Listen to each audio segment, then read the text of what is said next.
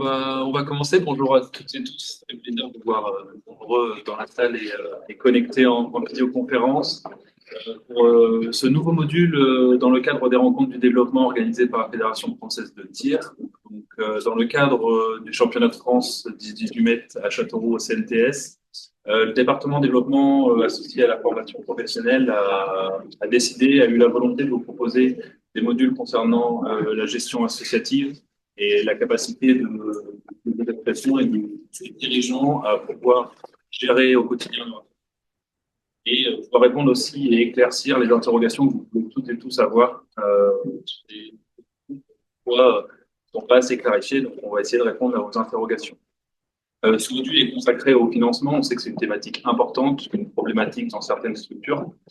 Et l'objectif, c'est vraiment ici de vulgariser un peu les dispositifs qui se noient souvent dans un océan d'acronymes, des fois un peu complexes, et avec des interlocuteurs qui sont parfois différents. On va essayer de simplifier ça, de répondre à vos interrogations et de pouvoir vous permettre au quotidien de faciliter votre gestion. Pour ce qui est de la formule, on a banalisé 2 heures. Donc, je ne sais pas si on ira au bout de ces 2 heures, mais sur le programme, on a prévu une sorte de table ronde pour commencer, environ 45 minutes, 1 heure, avec les intervenants qui vont vous présenter les différents dispositifs un peu en détail. Et aussi pouvoir confronter les visions institutionnelles et fédérales qui parfois sont un petit peu différentes en termes d'attente et de construction de projet.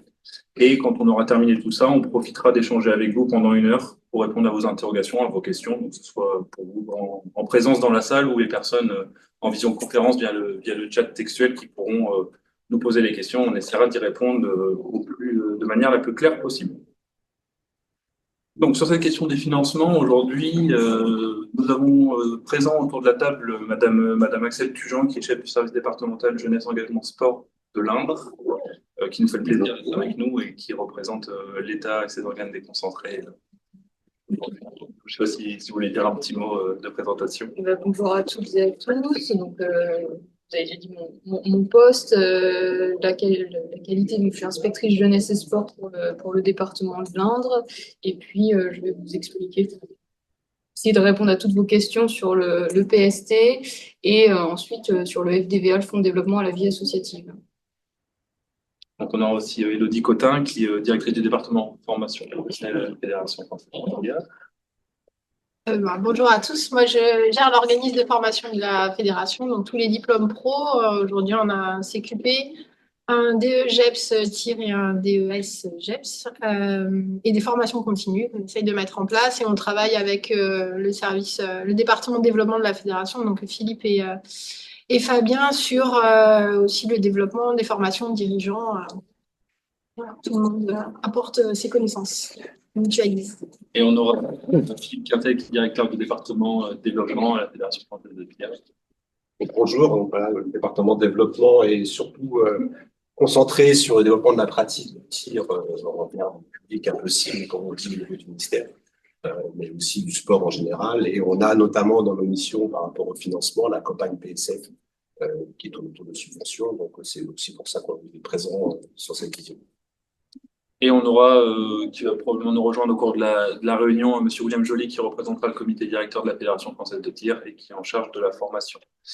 Pour ma part, moi, c'était Fabien Duménil, je suis chargé de mission sur la question des structures à la Fédération française de tir. Et j'animerai du coup cette table ronde avec nos intervenants. Donc, je vous propose qu'on rentre directement dans le sujet. Alors, ne vous inquiétez pas, on va avoir ici en présentation un contenu qui est assez évasif, qui est juste basé sur les questions. C'est pour que vous puissiez un petit peu suivre les thématiques qui vont être abordées sur chaque dispositif.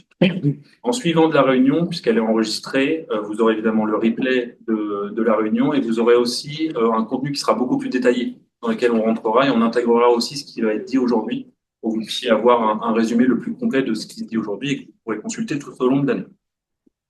Donc, on va commencer et on va profiter de la présence de Madame Tujan pour aborder la question du PST. Donc, quand on dit PST, on parle de projets sportifs territoriaux. Et du coup, Madame Tujan, de manière générale, le PST, de quoi on parle, ce que ça représente et quel est le rôle du SDJS ou de la DRAGES au niveau régional sur ce dispositif?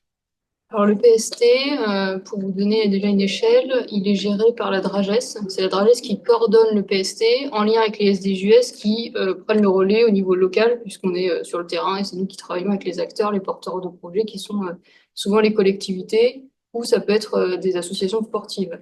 Donc le porteur, la DRAGES, qui découle sur le SDJUS, un appel à projet qui est publié. Alors cette année, vous avez bien le contexte national qui est un peu compliqué. On n'a pas l'appel à projet pas encore publié. Normalement, on devrait l'être en ce moment.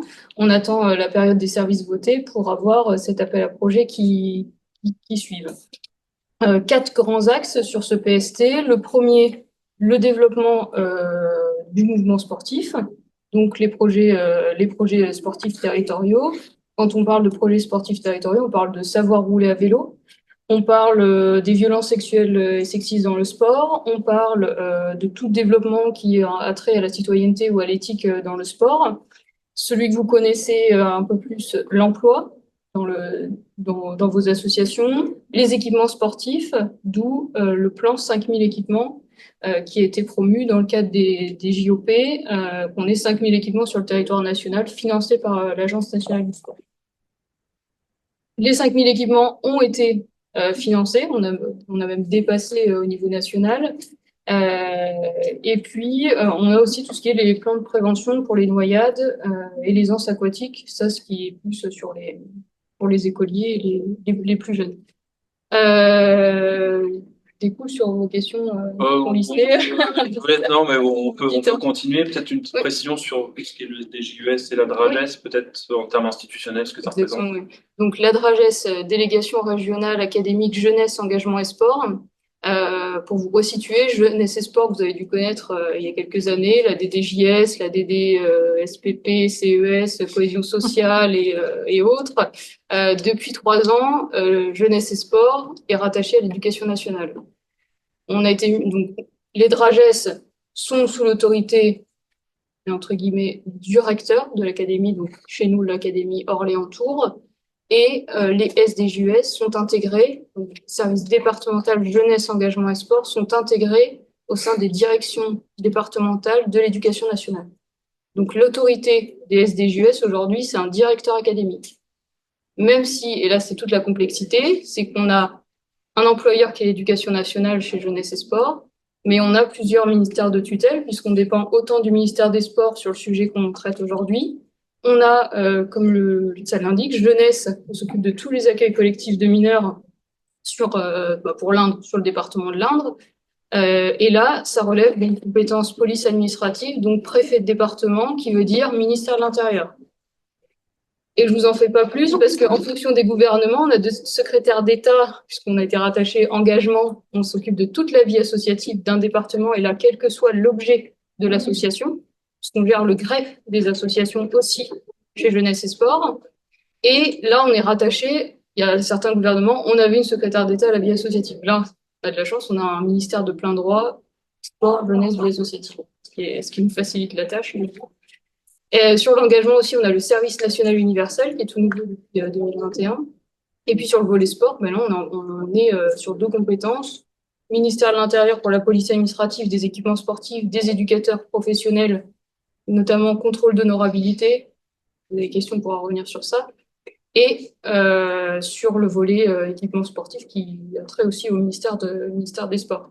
Voilà, on a pour faire un peu le schéma, employeur éducation nationale, mais après on peut dépendre de d'autres ministères en fonction du gouvernement qu'on a tous les 3 mois, on va dire, on peut changer de secrétaire d'État.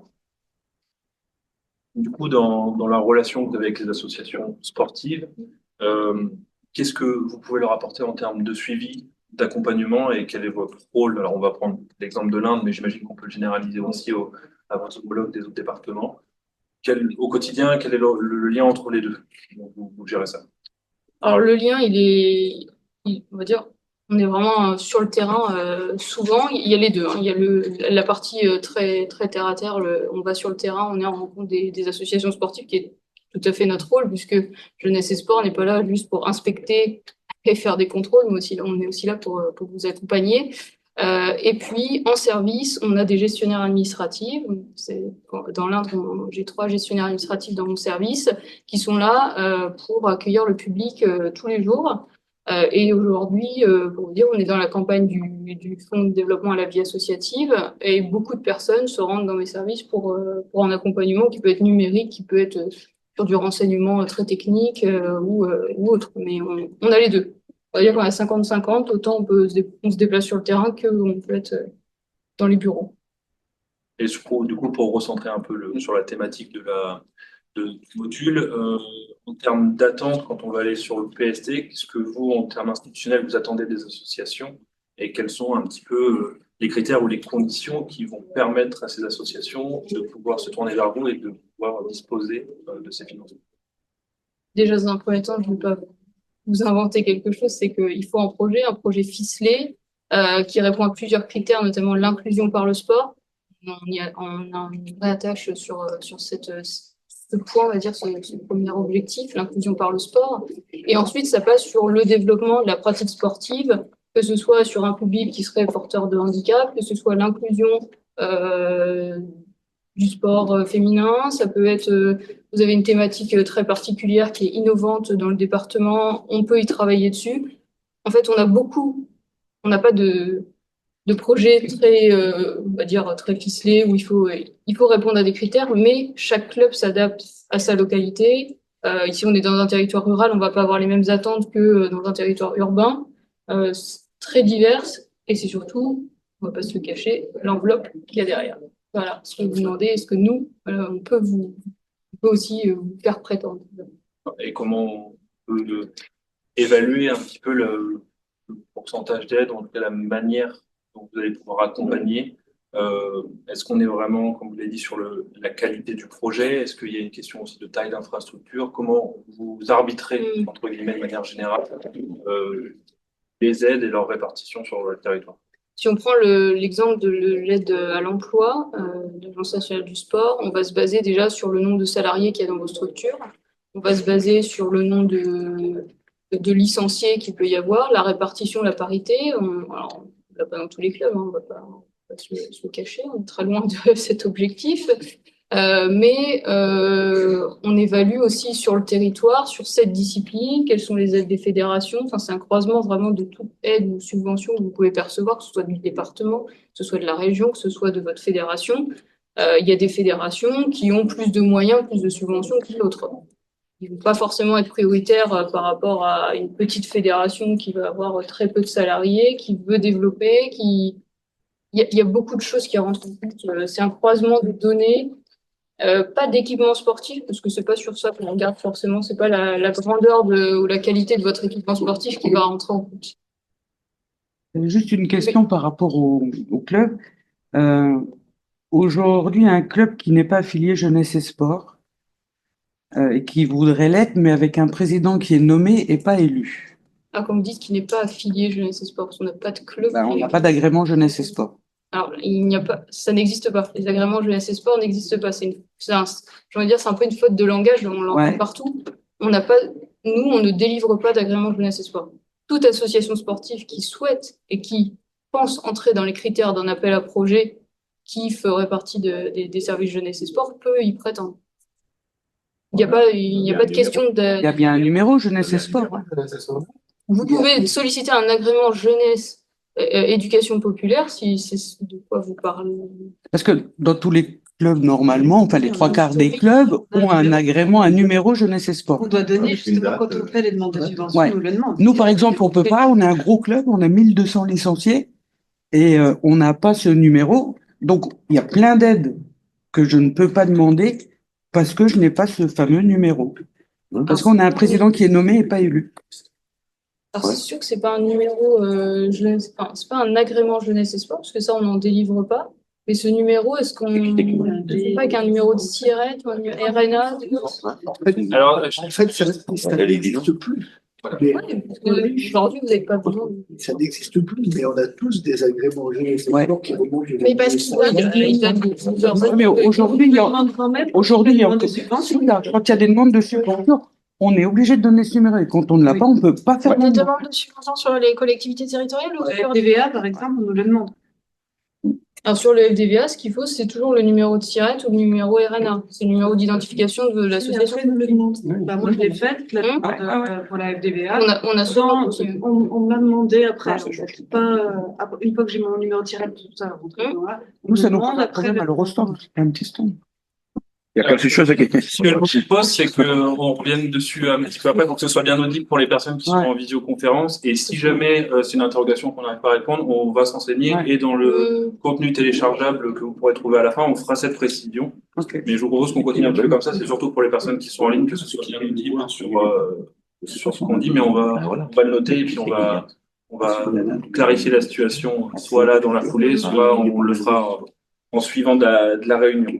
Une question. Dans l'Indre, l'année dernière, sur le PST 2024, vous avez accompagné combien d'associations sportives? sur l'emploi. Oui. Sur l'emploi, la première enveloppe, elle nous permettait d'accompagner 4 emplois, ce qui est très peu par rapport à 2022.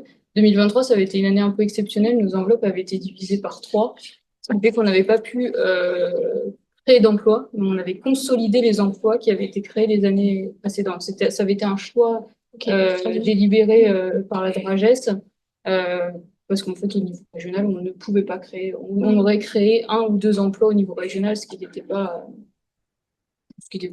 raisonnable et légitime de faire.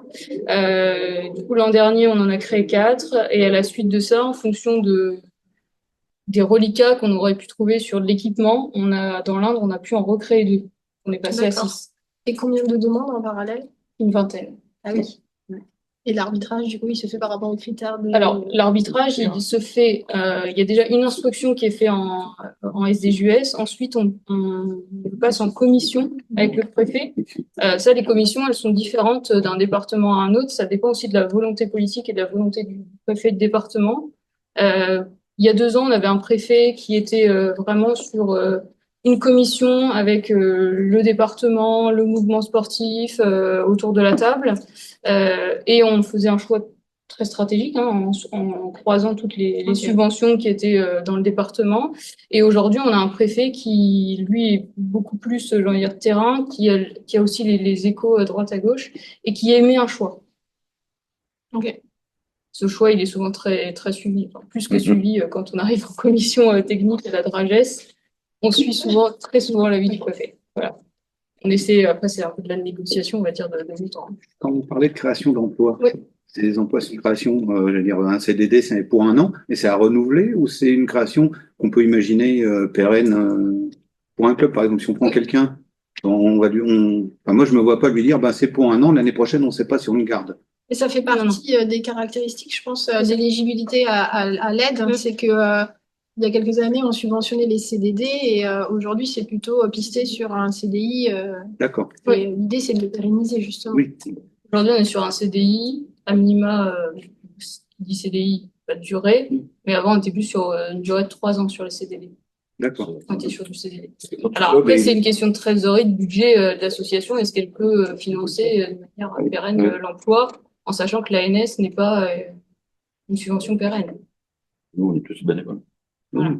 Et nous, on a beaucoup de clubs qui n'ont pas encore de salariés, qui ne sont pas encore dans ce processus d'employabilité.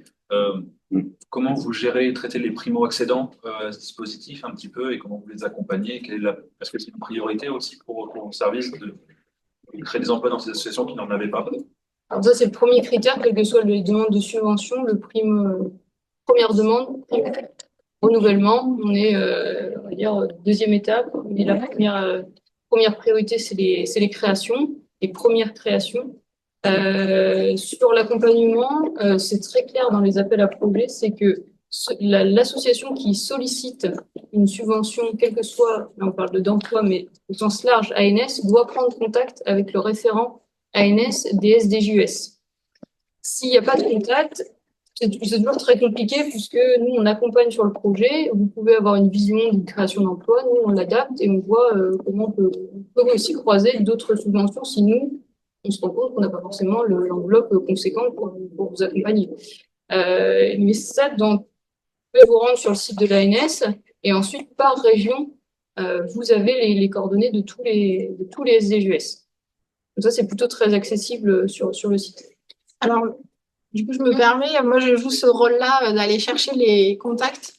Souvent, quand il y a une création d'emploi, on m'appelle, enfin, ils contactent les clubs, les ligues, ils contactent la fédération et ça retombe chez moi. Et moi, je vais chercher les contacts, je trouve la personne cible, numéro de téléphone ou mail, qu'on puisse déjà les contacter. Et suivant les structures, je contacte directement les SDVS pour changer sur. Et ça fonctionne plutôt bien. Ça fonctionne plutôt bien. Après, on n'est pas débordé par les demandes. C'est l'objectif, Oui. c'est peut-être vous inciter, ou en tout cas, c'est de faire sauter aussi les verrous, qui peuvent être l'inquiétude, les freins sur ça. Donc, on va essayer de simplifier. Et peut-être Elodie, sur la version PST, mais du point de vue fédéral, comment toi tu l'interprètes, quel niveau de force ça a dans le projet, et comment, évidemment, tu travailles d'accompagnement fait, comment tu vas faire un peu au quotidien pour les clubs et les associations. Nous, sur le BST, donc, vous l'avez compris, c'est la SDJUS qui gère pour les associations et pour les ligues, c'est les DRAGES. Tout se fait par le compte asso et en lien avec les services jeunesse et sport. Et nous, la fédération, on intervient pour donner un avis à la fin du système. On reçoit une alerte, donc c'est Philippe qui reçoit les alertes via le compte asso. Où on demande un avis à la fédération sur cette structure qui va employer sur tel projet. Est-ce que c'est en corrélation avec les attendus de la fédération, avec nos axes de développement? Et si oui, on met un avis favorable. Et ce qui s'est pas, alors comme je disais, on n'est pas débordé par les dossiers, on en a moins de 5 par an. Du coup, on encourage vivement, à moins que ça soit un projet complètement pas du tout en phase avec nos attendus. Et en général, nous, on a connaissance de ce projet avant et c'est nous qui avons conseillé justement sur la saisie de ces données et puis de les mettre en ligne. Sur l'aide, du coup, pour apporter SDGS, quel type d'emploi vous ciblez d'un point de vue sportif? Est-ce qu'il y a un type déjà d'emploi ciblé? Il n'y a pas de priorité Non, sur ça. on n'a pas de type d'emploi ciblé. Comme je dis, c'est vraiment le projet de la structure, la viabilité du projet et surtout le critère qui peut être innovant, qui peut être qu'est-ce que ça peut développer pour cette pratique, comment on peut développer la structure, comment on peut développer la pratique sportive au sens large, hein, comme je disais, l'inclusion par le sport, l'accès aux personnes à mobilité réduite, développer le sport féminin dans une structure. Il y a beaucoup de critères qui rentrent en jeu. Il n'y a pas un critère clé qui est décisif, j'ai envie de dire. Ça veut dire qu'un poste de secrétaire ou de chargé de développement ou d'entraîneur peut être financé par l'ANS. On est plus sur un poste d'éducateur sportif, dans tous les cas. Non, un poste La priorité, c'est l'éducateur sportif. Okay. J'ai jamais vu de financement par un membre d'un bureau, par exemple. Ok. Et sur les actions un petit peu plus socio-sportives, est-ce qu'il y a des choses peut-être plus à Dragès dans les ligues? Oui, alors. Les clubs qui sont ciblés par ça? Socio-sportif, on est plus sur du coup les quartiers prioritaires de la ville. Là, on a vraiment un point d'attache sur l'inclusion par le sport, comment sortir les jeunes des quartiers. Hein, c'est exactement comme ça que c'est rédigé dans les bulletins officiels. Et là, cette enveloppe est toute nouvelle. Nous, dans le département de l'Indre, pour vous dire, on a financé un emploi socio-sportif parce que c'était le temps que la machine se mette en route, qu'on développe aussi des projets sur le territoire, parce que les critères emploi socio-sportif n'étaient pas connus de tous et comment on pouvait le mettre en œuvre et surtout où. Et on a eu un avantage qui n'est pas négligeable dans le département de l'Indre, c'est que la métropole de Châteauroux, donc monsieur le ministre, notre ancien ministre des Sports, maire de Châteauroux aujourd'hui, avait annoncé que lui, il comblerait les financements ANS pour que la structure sportive n'ait pas à débourser sur la première année. Donc ça, quand ça a été annoncé, l'appel à projet était terminé, donc voilà, pour cette année, on repart sur une nouvelle dynamique. Ce qui n'est pas négligeable pour la structure. Et ce qui est inédit en France. Aussi, il faut le noter. Et lorsqu'une asso intègre le dispositif, rentre dedans, comment se passe ensuite le suivi, l'évaluation, comment vous l'accompagnez ensuite dans la mise en place de cet emploi tout au long des mois et des années, si ça dure plusieurs années sur le financement. Alors, on va dire qu'il y a deux suivis. Il y a un suivi niveau DRAGES, il y a un suivi niveau SDJUS. Le suivi SDJUS va être le suivi terrain. On va se rendre sur place, voir si les critères qui étaient présentés sont respectés, comme on va dire une inspection lambda qu'on irait faire dans une structure sportive. Et puis, vous avez le suivi DRAGES qui, lui, va être plus le suivi financier, voir si cette personne est toujours dans la structure, si on verse, si l'ANS continue à verser le montant. Et puis, nouveauté aussi depuis cette année, la formation sur la prévention des violences sexuelles et sexistes dans le sport. Et ça, c'est un travail qui est fait en corrélation SDGS DRAGES pour proposer des formations, puisque ça, c'est un avenant qui a été fait à tous les emplois ANS. L'obligation de passer cette formation prévention des violences sexuelles et sexistes, c'était une priorité gouvernementale, une priorité de la direction des sports, et que nous, on a développé des emplois aussi dans nos services. Les inspecteurs, on a 35 inspecteurs qui sont arrivés sur le territoire pour développer cette thématique où on avait un retard et voilà, c'est le point d'attache aujourd'hui, c'est la prévention des violences. Ok, pour le PST, est-ce qu'il y a peut-être des choses qu'on n'a pas abordées, des précisions que vous voulez apporter avant qu'on passe au FDVA? Oui. Du coup, l'emploi, on peut le lier aussi à la formation. Donc, ça veut dire que vous pouvez très bien recruter un futur éducateur sportif. Donc, il n'y a pas encore de diplôme. Le faire rentrer en formation sur un CQP ou un DEGEPS, faire financer sa formation du coup, par l'AFDAS, si je vais revenir sur l'AFDAS, et solliciter une demande à ANS pour la création de cet emploi. Et ensuite, sur l'emploi en lui-même, sur la formation, en tant qu'employeur, vous avez un opérateur de compétences dédié au sport qui est l'AFDAS et qui aujourd'hui accompagne le développement des compétences des salariés et des dirigeants sportifs aussi. Quand vous cotisez à l'AFDAS, il faut être adhérent et vous avez un catalogue de formations, des accès aux formations et les financements de la formation. Ça marche comme dans le monde professionnel. Dans le champ du sport, c'est l'AFDAS, et d'autres OPCO, je sais pas, il y a GFIS, il y a pour la santé, il y a Acto. C'est le même principe, vous, dans vos vies professionnelles, vous avez accès à la formation professionnelle. C'est pareil dans le champ du sport. Et du coup, c'est très intéressant sur un DEGEPS où on est à 6 000, 7 000 euros de formation. En fait, l'AFDAS prend en charge tous les frais de formation, voire parfois, les années où ils ont un peu d'enveloppe, ils prennent aussi les frais de déplacement et les frais annexes. Mais ça dépend après de quel profil de stagiaire il y a. Et ça vous permet aussi, vous, en tant que dirigeant de structure, de faire de la formation qui est prise en charge par l'AFDAS. Et ça, on l'oublie aussi dans les possibilités de formation financée. Vous avez plein de... Je fais juste un pas de côté sur la formation dirigeant. Justement, sur la formation dirigeant, un club qui n'a pas de salariés, est-ce qu'il peut cotiser? À l'AFDAS, Ouais. je pense, oui.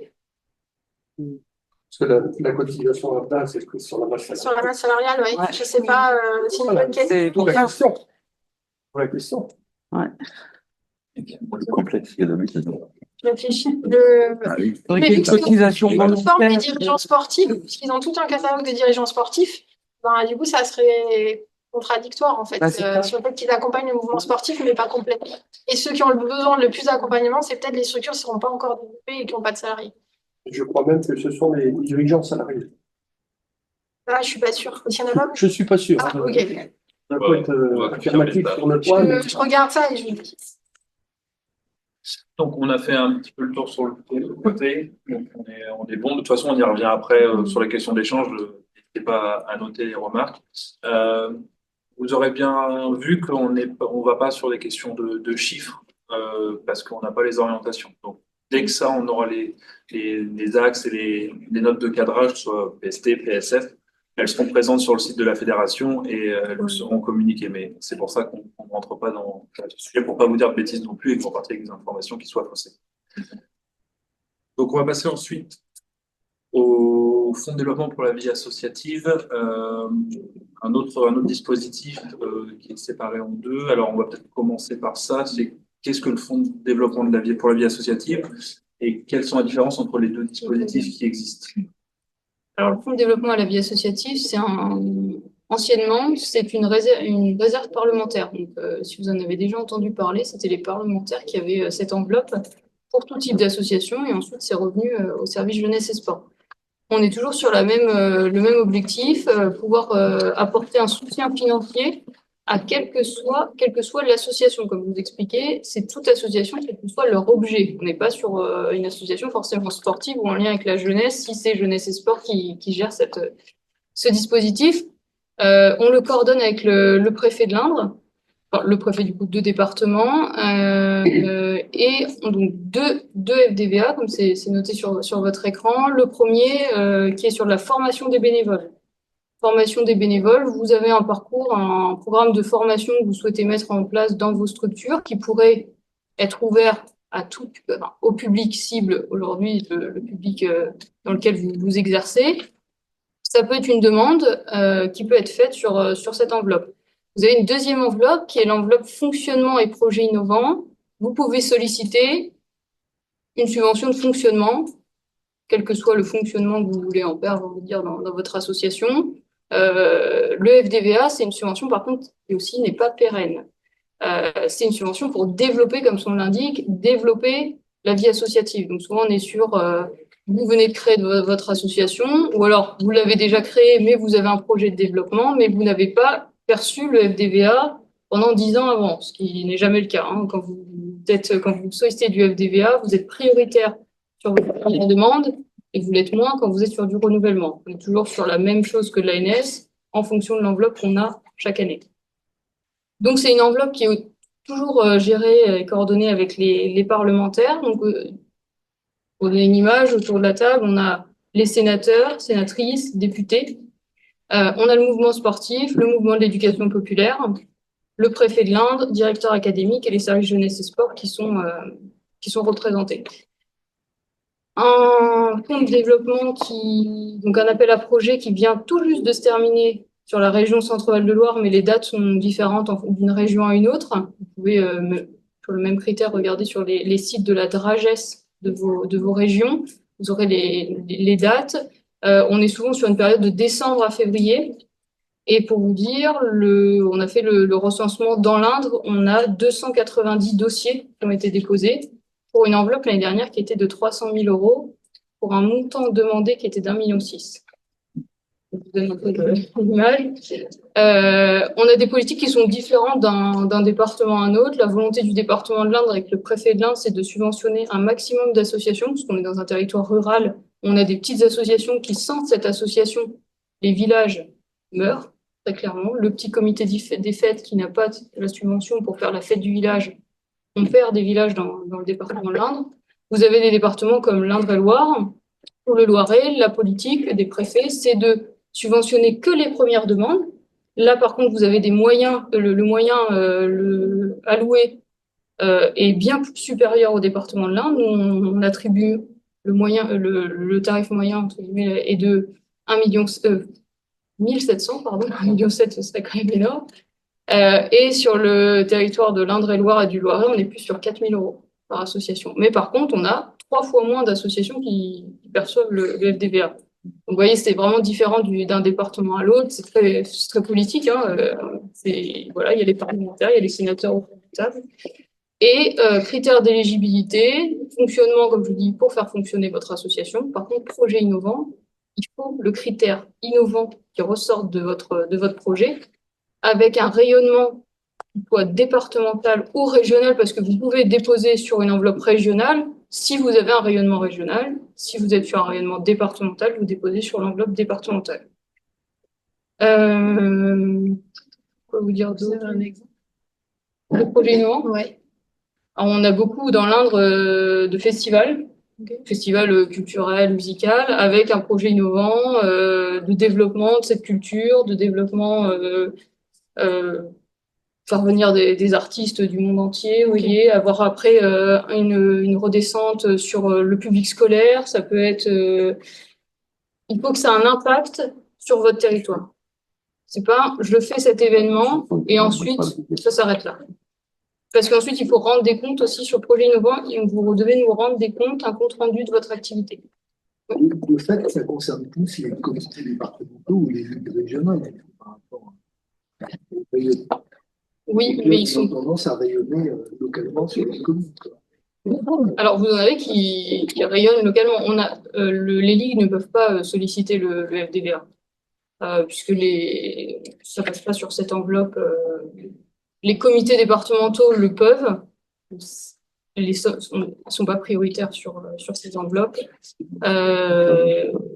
Oui, c'est vraiment divers et varié. Vous pouvez avoir un club sportif qui va effectuer une compétition, ou qui souhaite faire un déplacement ou accueillir, faire un échange avec un club d'un pays étranger. On est sur de l'innovation si ça n'a pas eu lieu sur le département. C'est propre aussi au département. Vous pouvez faire quelque chose qui fonctionne dans l'Inde, mais qui va pas fonctionner dans votre département, puisque peut-être que ça a déjà été fait, ou votre SDJUS, ou les membres de l'instance vont dire finalement c'est pas innovant. Faut qu'il y ait un rayonnement. Faut qu'il y ait un rayonnement. L'innovation doit être présente. Et on peut aussi, ce qui peut vous aider, c'est si vous collaborez avec d'autres associations qui rentreraient dans ce projet, qui permettraient de rayonner de façon plus large. J'ai un souci, j'ai fait ma demande TVA, sauf que nous, on est en omnisport. Ouais, et là, c'est Ouais, toujours très compliqué. Allô, on m'a appelé en me disant, bah, c'est pas à vous de la faire, c'est au président de l'omnisport, vous pouvez pas vous substituer au président de l'omnisport. Exactement. Sauf que c'est compliqué parce qu'on demande une subvention de TVA pour le fonctionnement, et nous, on est 14 sections. Donc, on n'est pas sur le même fonctionnement, on n'est pas tous sur le même fonctionnement. Donc, comment on fait? C'est la particularité de l'omnisport. Là, on ne peut pas déroger à cette règle. C'est le président qui doit solliciter la subvention. Mais on prend en compte le critère qui est plusieurs clubs à l'intérieur. Alors après, c'est une question aussi de gestion de l'omnisport qui sait que c'est cette structure de l'omnisport qui a sollicité le FDVA sur le fonctionnement. On monte le projet. C'est le président de l'omnisport qui fait la demande, mais c'est mon projet à moi, et moi qui lui donne mon projet pour qu'il puisse le faire. C'est pas chaque section qui fait un projet pour le remettre dans la... Parce qu'on peut mettre plusieurs projets dans la ville. Mais chaque section n'a pas besoin de faire un projet. Qui le souhaite, oui, mais il n'est pas dans l'obligation de... Chaque structure n'est pas dans l'obligation de monter un projet. Ouais, on peut faire si sur 14, vous êtes 2 à vouloir monter un projet, à solliciter du FDVA sur le fonctionnement, c'est possible. Si vous êtes 14, c'est possible aussi. Mais c'est toujours le président qui va devoir. Ouais, ça c'est sûr. Et est-ce qu'il est possible pour une association sportive de solliciter le FDVA 1 sur la formation bénévole, sachant que c'est quelque chose qui est déjà nous dans le TSF? Ça ne fait pas de doublon, il n'y a pas de souci là-dessus. Si. Si, il y a quand même un souci. C'est pour ça que je pose la question parce que c'est quelque chose qui est... C'est possible, tout dépend. Dire la même chose à la fédération. Est-ce qu'on sait que vous avez les financements via les fédés? C'est tout un croisement aussi. On a des fédérations, on sait sur le volet formation, il n'y a pas de souci, les financements existent et le module de formation tourne bien. Et vous avez d'autres fédérations où on sait on peut les aider via le FDVA. Dans l'Indre, j'ai jamais connu de club sportif qui aujourd'hui encore avait demandé, sollicité cette enveloppe. Le tir. Non, pas forcément de tir, toutes disciplines confondues. Alors, on en a qui peuvent le solliciter, mais souvent c'est les CDOS, les comités départementaux olympiques et sportifs, qui le sollicitent pour l'ensemble des structures ou avec des comités départementaux, bien ciblés. Et parmi l'ensemble des sollicitations que vous avez de la vie associative, vous estimez la proportionnalité des clubs sportifs à combien sur ce dispositif? On est à plus de 50%. Quand j'ai pris mon poste il y a 2 ans, la volonté de l'ancien préfet, c'était d'écarter, entre guillemets, les clubs sportifs, puisqu'on savait qu'il y avait des subventions qui venaient des fédérations. Et avec l'impulsion des JOP, ça a été une impulsion que j'ai voulu donner avec le préfet de l'Inde, de dire on subventionne toutes les associations sportives parce qu'il y a un réel besoin dans les associations sportives. C'est pas parce qu'il y a des financements via les fédés que ça redescend sur les clubs. C'est ce qu'on se rend compte aussi quand on va sur le terrain, c'est que vos financements qui font fédération, ligue, des fois ne descendent pas jusqu'au petit club local du coin. Donc ça a été une volonté, on va nous la perdurer dans le département de l'Indre encore cette année, financer un maximum d'associations, quel que soit leur objet. Donc en termes sur la question de l'innovation, de l'impact, c'est aussi mettre l'accent sur la question sociale aussi du sport et de la vie associative qui nous, on essaye aussi de mettre en avant de plus en plus. Est-ce que vous pouvez nous parler un petit peu de ça, du volet social aussi qui est derrière ce dispositif pour les associations? Oui, ça fait partie des critères, ça fait partie de la priorité quand on regarde un dossier FDVA qui est différent d'un dossier ANS. Vous voyez, comme je vous l'expliquais, l'ANS, on va avoir un regard bien plus poussé sur l'instruction, sur ce volet-là. Sur le FDVA, si vous sollicitez du fonctionnement, la question sociale, elle va pas être forcément mise en lumière ça va pas impacter la décision de l'attribution de subventions. Forcément. Et sur le fait de pouvoir démarcher des dispositifs, comment on fonctionne? C'est auprès de vous qu'on vient directement? Est-ce que c'est en ligne? Comment Oui, alors. on a accès au dispositif? Il y a un mode de communication qui est même chose, qui est différent d'un département à un autre. Nous, on a voulu que cette communication soit de plus en plus large. Il y a 2 ans, on avait 120 dossiers qui étaient déposés. Cette année, le compteur, quand on l'arrête hier soir, on a 283 dossiers déposés. Donc, on voit la communication qui fonctionne bien. Et pour qu'elle fonctionne, cet appel à projet, il part d'US et JUS de l'Indre. Enfin, je vous parle du cas de l'Indre. Il part de mon service en direction de tous les élus du département, où on leur demande de faire une communication vers toutes les associations de leur commune. Le préfet, quand il rencontre les élus de façon mensuelle, c'est un point qui est remis à l'ordre du jour à la période de l'appel à projet. En plus de ça, on a refait une liste de diffusion sur les associations qui avaient déposé du FDVA depuis 2 ans, donc qui ont reçu aussi un mail. Et là, on est en train de travailler pour que les France Services soient bien au courant de cet appel à projet et un travail va être fait avec les communautés de communes, puisqu'en fait, on se rend compte qu'une association ou un usager comme nous, quand on a une question, on se rend à la mairie. Et la première personne qu'on rencontre, c'est le ou la secrétaire de mairie. Donc, on voudrait former tous les secrétaires de mairie du département sur cette question, sur l'appel à projet, on parle du FDVA, mais tout appel à projet, pour que les associations sachent où déposer, parce que c'est encore un peu méconnu dans beaucoup de départements. Donc, il y a ces questions-là, si vous avez une bonne communication via le SGS, mais vous avez aussi le numérique via les DRAGES.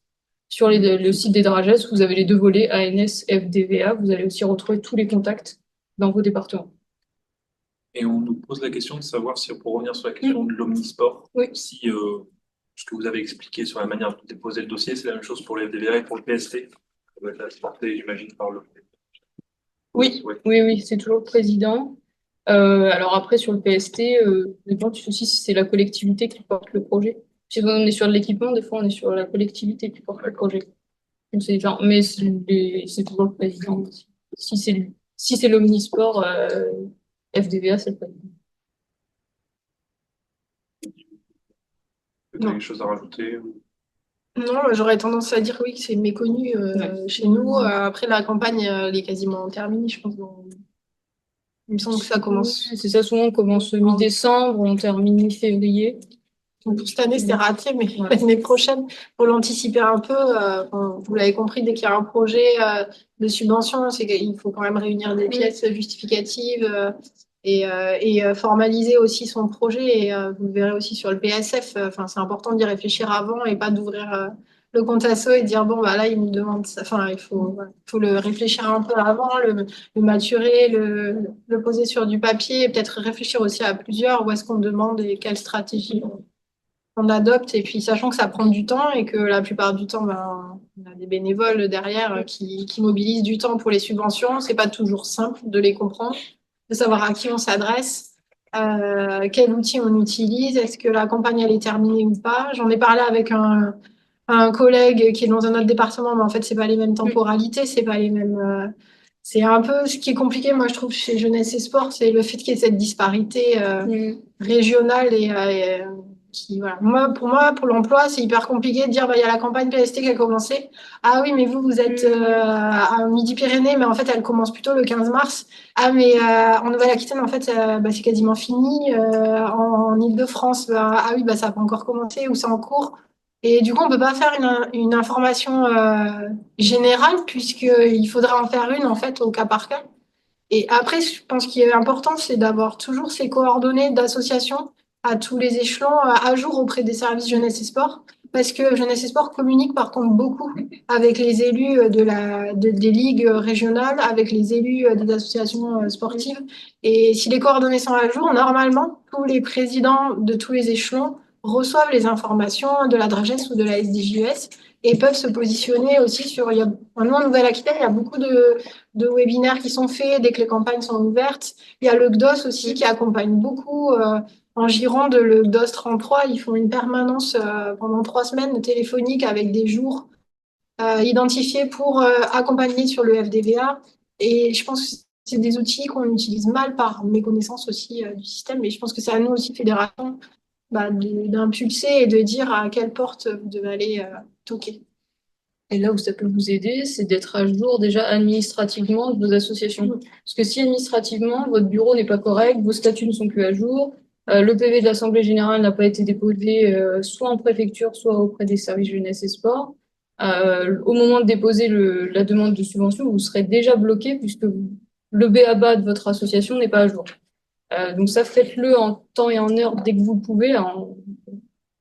Je sais bien que vous êtes tous des bénévoles et que ça prend du temps, mais ça vous fait gagner un temps fou quand vous déposez la demande de subvention, puisque les 3/4 fait tous la même chose. On commence à ouvrir le dossier le week-end juste avant que ça ferme, et que quand on dépose et qu'on veut cliquer à 23h50 et que la plateforme ferme à minuit, tout plante parce que on est je ne sais combien en train de cliquer. Et c'est là qu'on se rend compte qu'on n'a pas le budget prévisionnel, qu'il n'est pas à jour, qu'on n'a pas le compte de résultat, qu'il manque un chiffre. Voilà. Donc, ça, c'est un gain de temps. Et pour revenir sur aussi la communication, on développe, c'est un projet prioritaire du gouvernement, le guide asso.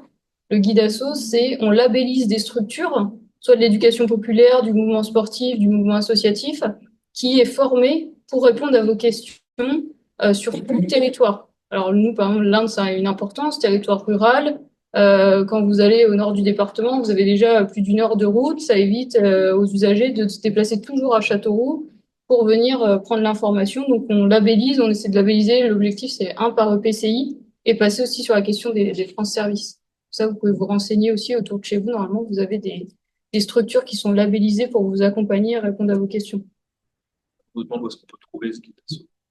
Alors, le guide asso, vous pouvez le trouver pour la question du numérique. Il faut aller sur Internet et rechercher le guide asso.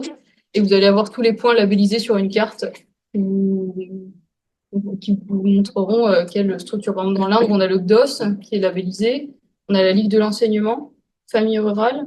On a des organismes de formation qui sont à droite, à gauche. Et comme je vous dis, on va essayer de passer maintenant l'étape par les EPCI et les France Services. Merci pour cette présentation claire. Pour finir cette première partie de présentation, on va passer sur le PSF avec Philippe et essayer de alors c'est quelque chose que vous avez probablement souvent entendu parler, mais vous éclairer sur cette question-là, parce que c'est vrai qu'on parle PST, PSF, ça se ressemble, mais c'est pas la même chose, donc de quoi on parle, sachant que ça vient de crédit public.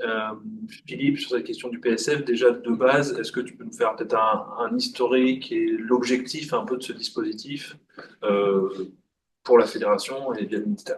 Donc c'est un peu plus homogène justement que le PSP ou que d'autres dispositifs du ministère. Là, pour le coup, c'est aussi l'Agence nationale du sport qui offre une enveloppe à la fédération, mais qui délègue vraiment cette enveloppe à la fédération pour la gérer, et ils vont être plus là en flicage et en responsabilité à la sortie, mais en fait, avec eux, on fait en sorte d'accompagner les structures qui ont des actions de club. On a tendance à vulgariser le dispositif en disant que c'est des actions par la structure, pour la structure. C'est juste pour dire qu'on n'est pas là pour subventionner l'achat complet, on n'est pas là pour subventionner de la construction complète, mais on est là plus pour épauler une structure qui a un projet associatif. Donc ça va être un peu le mot d'ordre, justement, surtout avoir un projet dans son association pour sur du long terme ou même du moyen terme, pouvoir nous mettre une subvention en face pour dire on va les épauler, ils ont une action concrète dans leur club qui va être sur des critères. C'est là où on a besoin de travailler avec l'ANS sur les items et les familles d'items pour lesquels on peut épauler sur cette action de club. C'est un dispositif qui est tous les ans sur 3 mois, donc de mars à mai jusqu'à fin mai, justement, on a une enveloppe.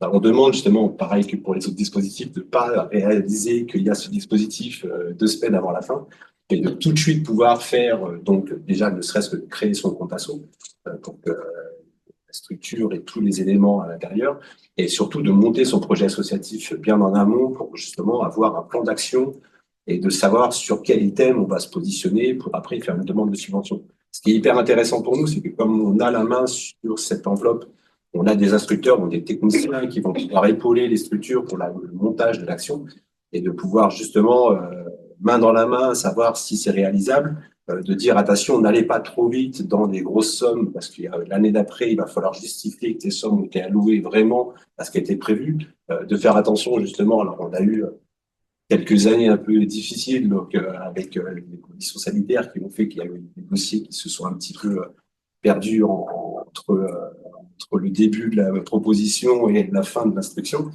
Mais justement, aller sur du concret et de monter étape par étape. L'objectif, c'est vraiment d'épauler et d'associer la fédération à une action concrète de club ou de structure. Ça va de la ligue. On a des gros dossiers de ligue. Tu pourras même en parler parce que l'Aquitaine a des gros dossiers, jusqu'à des plus petites structures parce que justement, il n'y a vraiment pas de taille. On va jusqu'à épauler 50% de 50% de la présentation du projet. Nous, on peut allouer jusqu'à 50% de subvention, mais au minimum de 1 500 euros. Donc, ça veut dire qu'on peut vraiment avoir une petite action concrète de club. Ça va, alors, on va parler concrètement d'une journée porte ouverte pour les féminines, qui va rapporter des créneaux horaires supplémentaires, des vacations à déposer pour des personnes qui vont être là pour accueillir les gens. Donc, ça peut être vraiment une action de ce type-là qui va ouvrir à des publics différents par rapport à ce que la structure a l'habitude de recevoir, jusqu'à monter un projet on a eu notamment, ne serait-ce que l'équipement de badge automatique pour pouvoir faire en sorte que les licenciés puissent rentrer. Donc, on a vraiment la possibilité d'aller sur des actions bien différentes. Les grandes familles sont le développement de l'infrastructure pour accueillir des nouveaux publics, le sport santé d'une manière très large, c'est-à-dire le traitement du plomb, l'hygiène de ces participants, des actions sur sur la sonorité, enfin, les nuisances sonores dans sa structure, par exemple. Tout ça, ça va rentrer dans le côté un petit peu sport-santé, comme on peut le dire, nous, au niveau de la fédération. Et après, il y a toute une famille sur l'éthique et la responsabilité. Donc, ça rejoint un petit peu les actions. Et là, pour le coup, ça va être vraiment de faire intervenir Colosse au Pédargile, notamment, pour les citer, de faire des actions pour promouvoir le dispositif Circulaire, notamment. Voilà. Donc, toutes ces actions-là rentrent. Il y a une note de cadrage qui est faite tous les ans. Donc, on pourra vous présenter la note de cadrage 2024 parce qu'on attend celle de 2025. Là, on est aussi, nous, on attend l'ANS derrière. Il y a des priorités ministérielles. On essaie de les suivre au maximum. Mais ce qui est super intéressant pour nous, c'est qu'on a une personne référente à l'ANS qui soutient la Fédération française de tir. Donc, c'est vraiment en collaboration qu'on fait une note de cadrage pour voir nos ententes, nous, au niveau de l'ANS et eux, leurs priorités de leur côté. La note de cadrage est publiée généralement fin février pour que début mars, la campagne s'ouvre. Ce qui est important pour vous, c'est de prendre en amont le projet associatif, ce qui est toujours le mot d'ordre, c'est savoir ce que vous voulez faire de votre structure et où vous voulez aller. Il y en a qui sont sur l'ouverture aux féminines, il y en a qui vont avoir la possibilité de s'ouvrir aux scolaires, aux universitaires, il y en a qui sont plus sur une déficience au niveau de l'accueil de gens en situation de handicap, par exemple. Il y en a qui vont être plus justement purement loisirs et qui voudraient passer sur de la compétition et qui ont besoin d'avoir des outils un petit peu de ce côté-là. Donc, tout ça, c'est vraiment le projet associatif qui fait en sorte qui va découler d'une action bien précise derrière. Sauf après, comment se prétendre à l'aide. Pour compléter aussi ce que tu dis, alors déjà, le plan associatif, c'est quelque chose d'ultra important. Ça va être un petit peu votre guide et la ligne de conduite que vous allez pouvoir mettre en place sur les 4 années. Si ça vous intéresse d'approfondir, je vous invite à vous inscrire au module. Et samedi matin, ça sera la question principale et la thématique principale de la discussion. Et ça va vous aider également déjà aussi à pré-remplir un dossier PSF, puisque ce qu'on va vous demander dans un plan associatif, c'est d'avoir vos objectifs, vos besoins, de nous décrire vos actions et vers quelle perspective vous souhaitez aller pour votre association. Et ce sont des critères qu'on retrouve assez facilement dans les dossiers où on va demander des fiches actions sur chaque thématique qui vont revenir sur la question de l'objectif, de l'enjeu et des problématiques et la manière dont vous souhaitez y remédier. Donc c'est ultra intéressant ce que tu dis là-dessus. Et pour revenir sur la question de proportionnalité, un petit peu de projet dont tu parlais, que ça peut aller des gros projets de ligue à des projets peut-être un petit peu plus modestes de club, mais qui ont un impact tout aussi important sur le niveau local. Faut pas avoir peur, faut pas vous dire, oui, mais est-ce que mon projet vaut le coup? Est-ce que ça vaut le coup que je demande alors que ça va me coûter 1 500 euros? Bien sûr qu'il faut que vous le fassiez, c'est hyper important. On peut pas mettre sur le même pied d'égalité un club qui va avoir un budget annuel situé entre 10, 20 ou 30 000 euros et une ligue qui va avoir son budget fixé entre 200 et 500 000 euros annuels. Évidemment que les projets vont être d'une ampleur différente. Toutefois, l'impact sur le public que vous allez viser, il va être similaire. En tout cas, l'enjeu que via le VSF, on cherche à mettre en avant et à impulser, ça va être le même. Donc surtout, ne vous freinez pas sur cette question. Que ce soit l'accueil de périscolaire, par exemple, avec l'école qui est à côté de chez vous, que ce soit l'ouverture à un centre ou vous déplacer dans un centre de rééducation, par exemple, pour des personnes qui essayent de retrouver une activité sportive après un accident ou en situation de handicap ou qui ont des affections de longue durée, par exemple. Je pense à des personnes qui vont avoir du diabète, par exemple.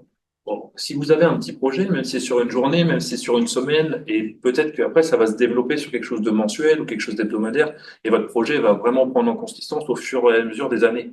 Et nous, on est là avec le PSF aussi pour vous accompagner dans la durée. Donc, n'hésitez pas en tant que club. Et si vous êtes en tant que ligue, moi j'ai une expérience passée à la Ligue d'Aquitaine, et ben, au fur et à mesure des projets, on commence aussi à s'agrandir et à avoir aussi la confiance de pouvoir aller un peu plus loin. Et nous, on a terminé, par exemple, avec la création d'une section sportive scolaire au sein d'un lycée professionnel de tir, où le stand de tir est aujourd'hui à l'intérieur de l'établissement scolaire, à 10 mètres. Donc, on avance aussi sur des projets de plus grande ampleur. Mais ça part aussi de la base. Et ça part aussi de l'impulsion des discussions qu'on a avec vous en tant que dirigeants. Et nous, après, on essaye de le transposer. Et le fédéral aujourd'hui, ce qui va être la priorité, c'est de bien faire ce lien et ce ruissellement entre ce que nous, on va vous proposer au niveau national, l'arbitrage qu'on va faire, mais de donner aussi l'envie et l'accompagnement de pouvoir vous lancer là-dedans. À titre d'indication, l'année dernière, on doit être à peu près à 85 dossiers, je pense. Bah, il y a quasiment, alors on va dire qu'on a entre 90 et 100 dossiers Voilà, qui démarrent 90 et 100 pour avoir 80 dossiers à la fin qui sont finalisés par une subvention. Voilà. Ce qui est hyper important en plus, comme tu dis, c'est que il y a des il y a des critères obligatoires au niveau de l'ANS. Ils sont assez souples sur l'instruction et sur le suivi parce que ils nous laissent vraiment la main sur quel projet nous on trouve qu'il est intéressant à suivre. Par contre, il y a quelques critères obligatoires, notamment le fait d'avoir 50% de nos subventions minimum liées au club. Et donc, du coup, les départements et les ligues sont pas prioritaires sur ce genre d'action. Ça, c'est hyper important parce que nous, ce qui va être vraiment mis en avant, c'est de l'analyse qui a été faite par la structure pour dire voici un manque, voilà où on peut aller, voilà ce qui est intéressant pour la structure de s'engouffrer parce qu'on a les moyens et on trouve qu'on peut y aller. Donc l'analyse de ça, c'est dans le projet associatif surtout que ça se fait, de mettre en place l'action avec un budget prévisionnel pour dire on pense le faire comme ça et l'instruction qui va être faite un an après pour dire voilà concrètement on a réalisé l'action, on a fait cette trésorerie et on a pu l'intégrer vraiment dans la trésorerie générale du club et on fait le compte rendu financier qui correspond en partie ou complètement. Il faut pas avoir peur justement de se dire on a des actions qui n'ont pas pu aboutir, mais le but c'est pas forcément de se freiner avec ça. C'est-à-dire qu'à la fin, de toute manière, l'année d'après, on fait le compte rendu financier. Si on n'a pas dépensé l'ensemble, on rend le surplus en disant on n'a pas pu aller jusqu'au bout parce qu'on a eu des barrières, peu importe les barrières, il faut justement être honnête là-dessus, d'avoir les arguments pour dire on a eu le Covid nous a bloqué ou l'action n'a pas pu être faite parce que ça a changé de responsable au niveau de la région, du département, même de la commune. Donc on n'a pas pu aller concrètement sur ce qu'on voulait, mais on a quand même pu réaliser avec la subvention plus notre trésorerie une partie de l'action et on vous rend le surplus ou alors concrètement on a vraiment réalisé ce qu'on veut et on est parti pour monter d'un échelon. L'objectif, on peut faire des projets en plus sportifs fédéraux sur pluriannuels, donc pouvoir se projeter sur 3-4 ans. Nous, à la fédération, on a quand même plus des actions à l'année et on a une équipe vraiment, pour le coup, comme on n'a pas beaucoup de dossiers par rapport à d'autres fédérations, on est 4-5 techniciens à suivre, à faire des visios, à vraiment retoucher les actions pour que ça soit concret et que ça aille jusqu'au bout. Mais on est surtout à pousser à se dire, faites ça cette année, ça marche bien, monter d'un cran, ça marche bien, continuer à progresser vers l'axe que vous vous êtes défini de votre côté. Ne pas justement partir dans des axes qui ne sont pas du tout liés à la structure. On a des structures des fois qui partent sur sur des choses qui, nous, comme on a une vision un peu nationale aussi, on peut leur dire, attention, on n'allait pas vers là parce qu'il y a une structure qui est pas très loin de chez nous qui font la même chose. Vous allez être en conflit pour certaines demandes de subventions. Donc, on peut vraiment aiguiller et faire en sorte que la demande soit concrète et soit réalisée à la fin. Dossier, on le trouve où pour le monter? Pardon? Ce dossier, on le trouve où pour le monter? Alors nous, on pourra justement vous envoyer les liens, ça sera plus simple parce qu'on sait que c'est pas évident de trouver. Mais dès le début mars, dès qu'on a nous mis la note de cadrage avec la NS en place pour dire voici les items obligatoires, voici ce que nous on veut mettre en place. Généralement sur le site de la fédération, il y a dans les actualités, il y aura une image marquée PSTF, PST, qui sont les débuts des campagnes. Et là, vous pourrez trouver tous les documents. Mais il ne faut pas hésiter justement à nous contacter pour ça, parce qu'on fait vraiment du suivi quand on sait que c'est très rapide et qu'on ne veut pas justement, nous-mêmes en tant que technicien, 10 jours avant la fin de la clôture, être obligé de faire beaucoup de choses. On peut prendre vraiment contact avant pour vous épauler sur les 2 mois et de faire en sorte que ça se mette en place. Donc, vous envoyez un mail au président de club ou... Oui, quand on lance la campagne, il y a un mailing qui est fait au président du club. Mais ce qui est vraiment super important, et pour beaucoup de dispositifs, c'est de déjà faire le compte asso. Ça, c'est vraiment voilà.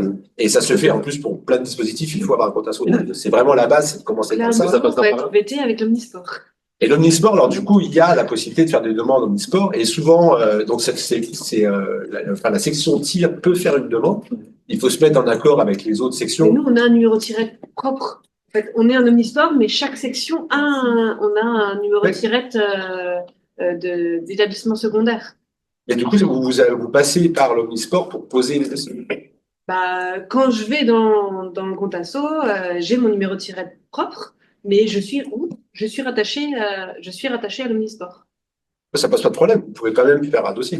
Oui, je peux le faire, mais est-ce que c'est moi qui dois le faire ou est-ce que c'est le président? Non, c'est à vous de le faire. Et après, nous, au fait, au niveau de la NS, ils vont nous contacter pour dire, en fait, il y a des structures qui ont posé les dossiers qui font partie de l'omnisport. Donc, du coup, toutes les sections qui ont fait des demandes de la même structure vont être obligées de faire une convention à la fin. Si ça dépasse une certaine somme, parce que des fois, on a des clubs qui ont fait des demandes justement de subventions, et nous, on a loué 1 500 € sur une action à 3 000 €. On a, nous, un contact pour dire attention, c'est un omnisport, donc tout le monde doit faire des comptes rendus financiers de leur côté. Mais par contre, la demande de support, voilà, ça va être fait en global. Il faut que toutes les sections de l'omnisport valident en même temps pour que ça soit fait. Mais c'est la NS après qui centralise ça. Si par contre ça dépasse, je crois que c'est 20 000, alors c'était jusqu'à 20 000 €, je crois, de subvention. Là, il fallait faire une convention signée pour que tout le monde signe pour bien la convention globale où toutes les sections se mettent ensemble. Mais il n'y a aucun problème pour qu'une partie de l'omnisport, la section tir, fasse une demande. Quand vous enverrez l'email au président, est-ce qu'on peut vous solliciter pour voir si le projet rentre dans les clous? Pas monter un dossier pour nous dire, bah non, vous êtes... Notre problème, au contraire, nous, c'est ce qui est important pour nous, c'est ça, c'est de dire tout de suite, pour pas partir justement sur des axes qui ne vont pas, mais tout de suite pour vous discuter, voir sur quelle action vous voulez aller. Après, l'action doit se faire dans l'année, donc il faut rendre des comptes avant la campagne de l'année prochaine si vous voulez reposer un dossier, mais jusqu'à juin, sinon, donc 2026. Si vous ne voulez pas poser de dossier pour l'année prochaine. Donc, il y aura vraiment toute une saison, on va dire en gros, pour mettre en place la saison. Donc, tout de suite, dès le début de la campagne, même dès la fin de la réunion, on peut tout de suite en discuter pour savoir vers où vous voulez fonctionner, où vous orienter, pour qu'on puisse vous dire ça rentre dans les critères ou pas. Les critères que nous, on met en place. C'est là où c'est intéressant pour nous, la fédération, c'est que la NS, vraiment, nous passe la main là-dessus pour dire on travaille ensemble pour faire la note de cadrage parce que vous n'avez pas forcément les mêmes problématiques que d'autres fédérations. Nous, on va avoir, notamment sur le traitement des projectiles, c'est très, très spécifique à la fédération. D'autres n'ont pas ce problème de sport santé, on va dire, alors que nous, c'est important qu'on puisse accompagner et de tout de suite pouvoir vous dire, non, on ne va pas vous financer l'achat de récupérateur à balles pour votre ensemble. Par contre, on peut faire en sorte qu'il y ait une partie de cette action qui soit subventionnée par la NS s'il y a des bénévoles qui vont se mettre à faire une partie du projet et que ça va ouvrir des créneaux. Enfin, voilà, il y a possibilité d'accompagner et surtout de donner les limites parce que c'est souvent là où il y a des structures qui baissent les bras parce qu'ils partent sur un projet et c'est pas financé. Ouais, alors, il y a ça. Et puis électronique, ça marche. Pardon? Le financement de cible électronique? Alors, le financement de cible électronique, non, par exemple. Parce qu'en fait, sur un des critères, en fait, c'est qu'on ne peut pas dépasser 500 € d'achat pièce. C'est-à-dire que si vous achetez 20 cibles électroniques, la cible électronique à l'unité est plus chère que 500 euros. Par contre, si un club se dit on va acheter des cibles électroniques et une partie du matériel, du câblage, ou les gaines, ou la mise en place, tout ça, on va le faire nous pour pouvoir mettre les cibles électroniques, ça rentre dans les subventions. On va pouvoir vous aider à mettre en place que toute la structure Ouais, mais peut être quand faite pour c'est mettre des cibles bénévole, électroniques. Revoir les par des bénévoles, il n'y a pas forcément de facture. Hein. Non, mais par contre, ça Non, se... mais l'achat du matériel. du matériel. toute la matière première, déjà, tout le câblage, les gainages, tout ce qui est là. Mais par contre, même l'investissement des bénévoles, ça se valorise. Ça se valorise. Ça se valorise. Vous devez valoriser le bénévolat, le temps passé. On n'y pense pas assez. Mais... Tout ça, ça rentre justement dans le compte rendu, enfin dans le prévisionnel de subvention, ça rentre dans le Aussi, nombre d'heures. Revoir la luminosité du stand, par exemple, l'éclairage, ça peut rentrer dans le... Ça peut rentrer dedans. Ce qu'on va pas nous financer, c'est l'achat de toutes les LED et tout ça, parce que ça peut dépasser les sommes à l'unité. Par contre, si justement c'est le club, on a des clubs qui ont quasiment fait pas un 10 mètres complet, mais qui ont eu la possibilité de le faire d'eux-mêmes. Par contre, c'est la matière première qui coûte. Et ils se disent, ben nous, on aimerait bien avoir de l'aide pour acheter la matière première, mais par contre, derrière, c'est nous les bénévoles, on va tout créer, on va faire en sorte que la structure se développe. Et là, nous, on peut subventionner ce côté-là. Il faut que justement ça rentre dans une politique du club. Et pas juste dire, ah ben voilà, là on a un devis de Girocide, ça fait 30 000 euros, on aimerait avoir 15 000 euros. Ben non, parce que là le club s'investit pas, c'est juste, là c'est d'autres, pour en parler, c'est d'autres types de subventions qui peuvent aller derrière. Par contre, sur des actions, c'est pour ça qu'on dit par la structure, pour la structure, parce que c'est vraiment la structure qui se met ensemble pour dire on va faire en sorte de faire développer notre structure pour telle action, pour telle thématique. Donc ça peut justement aller de créneaux horaires ou enfin, on va dire, de publics différents de d'habitude, mais aussi pour l'amélioration de la structure sur des problématiques qui ont été ciblées vraiment à la régie. D'accord. Mais la valorisation du temps de bénévole, ça se met justement dans le projet de tout départ, pour dire justement on va passer tant de temps avec tant de personnes, ça a un coût, enfin on peut se projeter sur tel coût, et ça on le met dedans pour montrer justement combien ça va coûter au final pour la structure. Même si c'est pas de la location pure, mais ça se valorise justement parce que c'est du temps passé pour l'action. Et nous, justement, dans l'instruction, c'est ce qu'on va regarder aussi, c'est on va voir ce que la structure a mis en place en humain derrière, et surtout de voir si c'est concret et si ça va bien dans le sens du projet. Je pense que c'est ce genre d'action, enfin c'est ce genre de choses que des petits clubs attendent de vous, du développement, Bah oui, tout à fait. de l'aide, parce qu'on ne pense pas forcément à ces choses-là. Et puis quand on commence à regarder les dossiers pour monter des subventions et tout ça, on est vite perdu.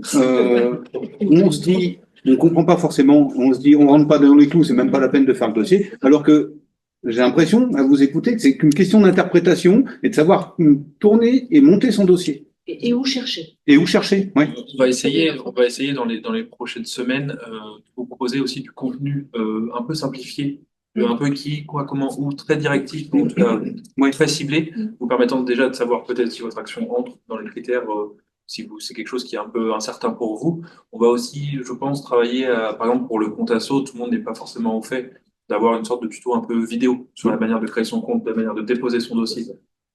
Une chose qui vont être finalement importantes, qui peuvent être de la forme, mais qui des fois peuvent faire une grosse différence sur la réception du dossier par les partenaires institutionnels. Sur ça, C'est ultra Il y a des documents qui sont déjà bien précis là-dessus, mais l'accompagnement est important. Vous voyez, il y a un accompagnement probablement des JS sur ça. Avec la Dragès propose des webinaires très courts sur l'utilisation du compte asso notamment. Et ce qui est compliqué, nous, par exemple, moi je viens du Grand Est, et c'est compliqué, par exemple, toutes les subventions qu'on a sur le Grand Est, eh ben, on ne sait pas si on peut y avoir droit, pas avoir droit, parce que entre rural, pas, est-ce que notre ville correspond? Est-ce que c'est le projet innovant qui va compter? Est-ce que c'est la structure? Est-ce qu'on a le droit de le mettre dans le matériel, tout ça? Et en fait, on a plein de choses, mais en fait, on ne sait pas si on peut les monter ou pas. Donc, c'est super compliqué.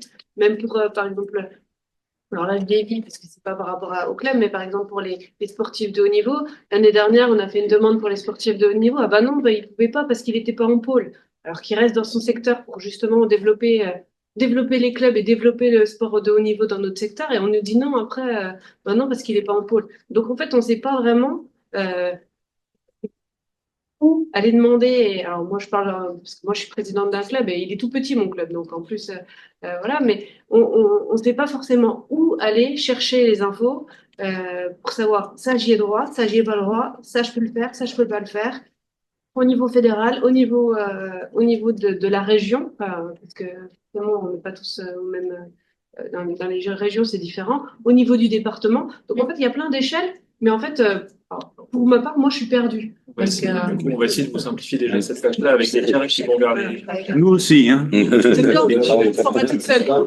Et ce qui va être intéressant de souligner un peu par rapport à tout ce qu'on a dit, c'est aussi la question de vos interlocuteurs. C'est ce que vous soulignez un petit peu. C'est-à-dire comment, d'un point de vue local, si vous êtes un club, si vous êtes un comité départemental, si vous êtes une ligue, vers quel niveau d'échelon territorial, vers quel échelon territorial vous pouvez vous retourner et quel va être votre interlocuteur sur tel ou tel dispositif. Donc ça, on va essayer de vous simplifier sur des fiches pour que vous puissiez avoir accès au contact le plus facilement possible. Donc là, c'est vraiment quelque chose qui est assez important à retenir sur tout ce qui a été dit là pendant 1 heure et quart. Et on peut aussi retenir, parce qu'après, là, du coup, on va passer sur la partie question. Donc, je conclue un petit peu la première partie, même si on a dépassé un petit peu. Il y a monsieur qui veut poser une question. Ouais, je vous donnerai la parole juste après. Je fais juste un petit point, si ça vous dérange pas, un peu de conclusion sur la première partie pour qu'on avance.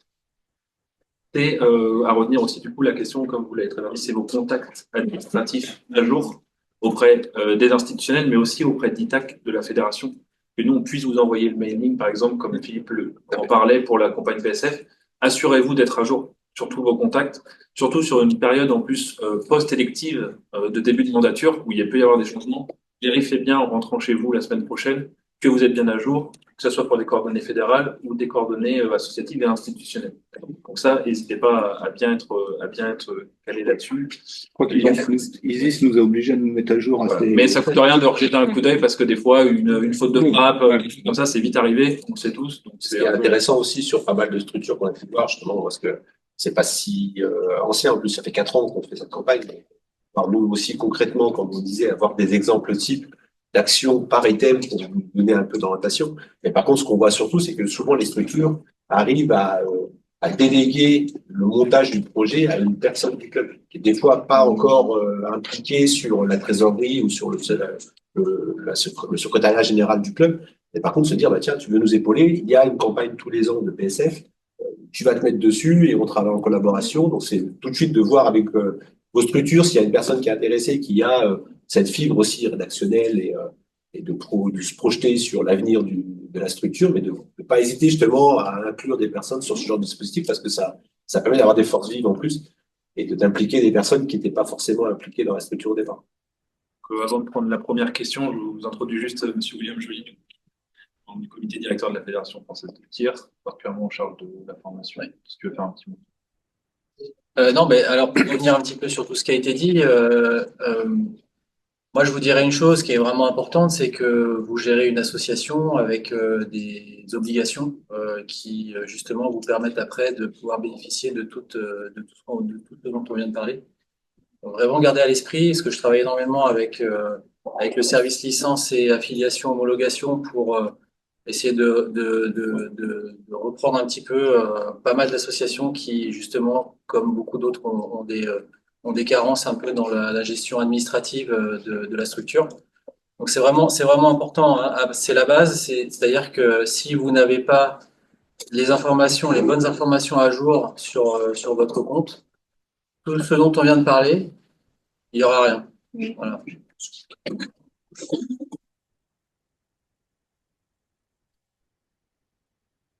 Je peux rajouter un petit point aussi, c'est l'adresse mail de vos associations sportives.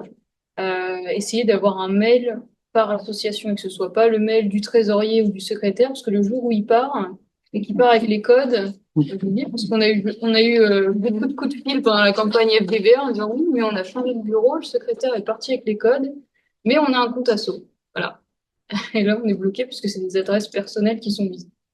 Donc, créer des adresses mail, c'est très simple pour vos clubs et ça vous facilitera les choses aussi pour centraliser les données.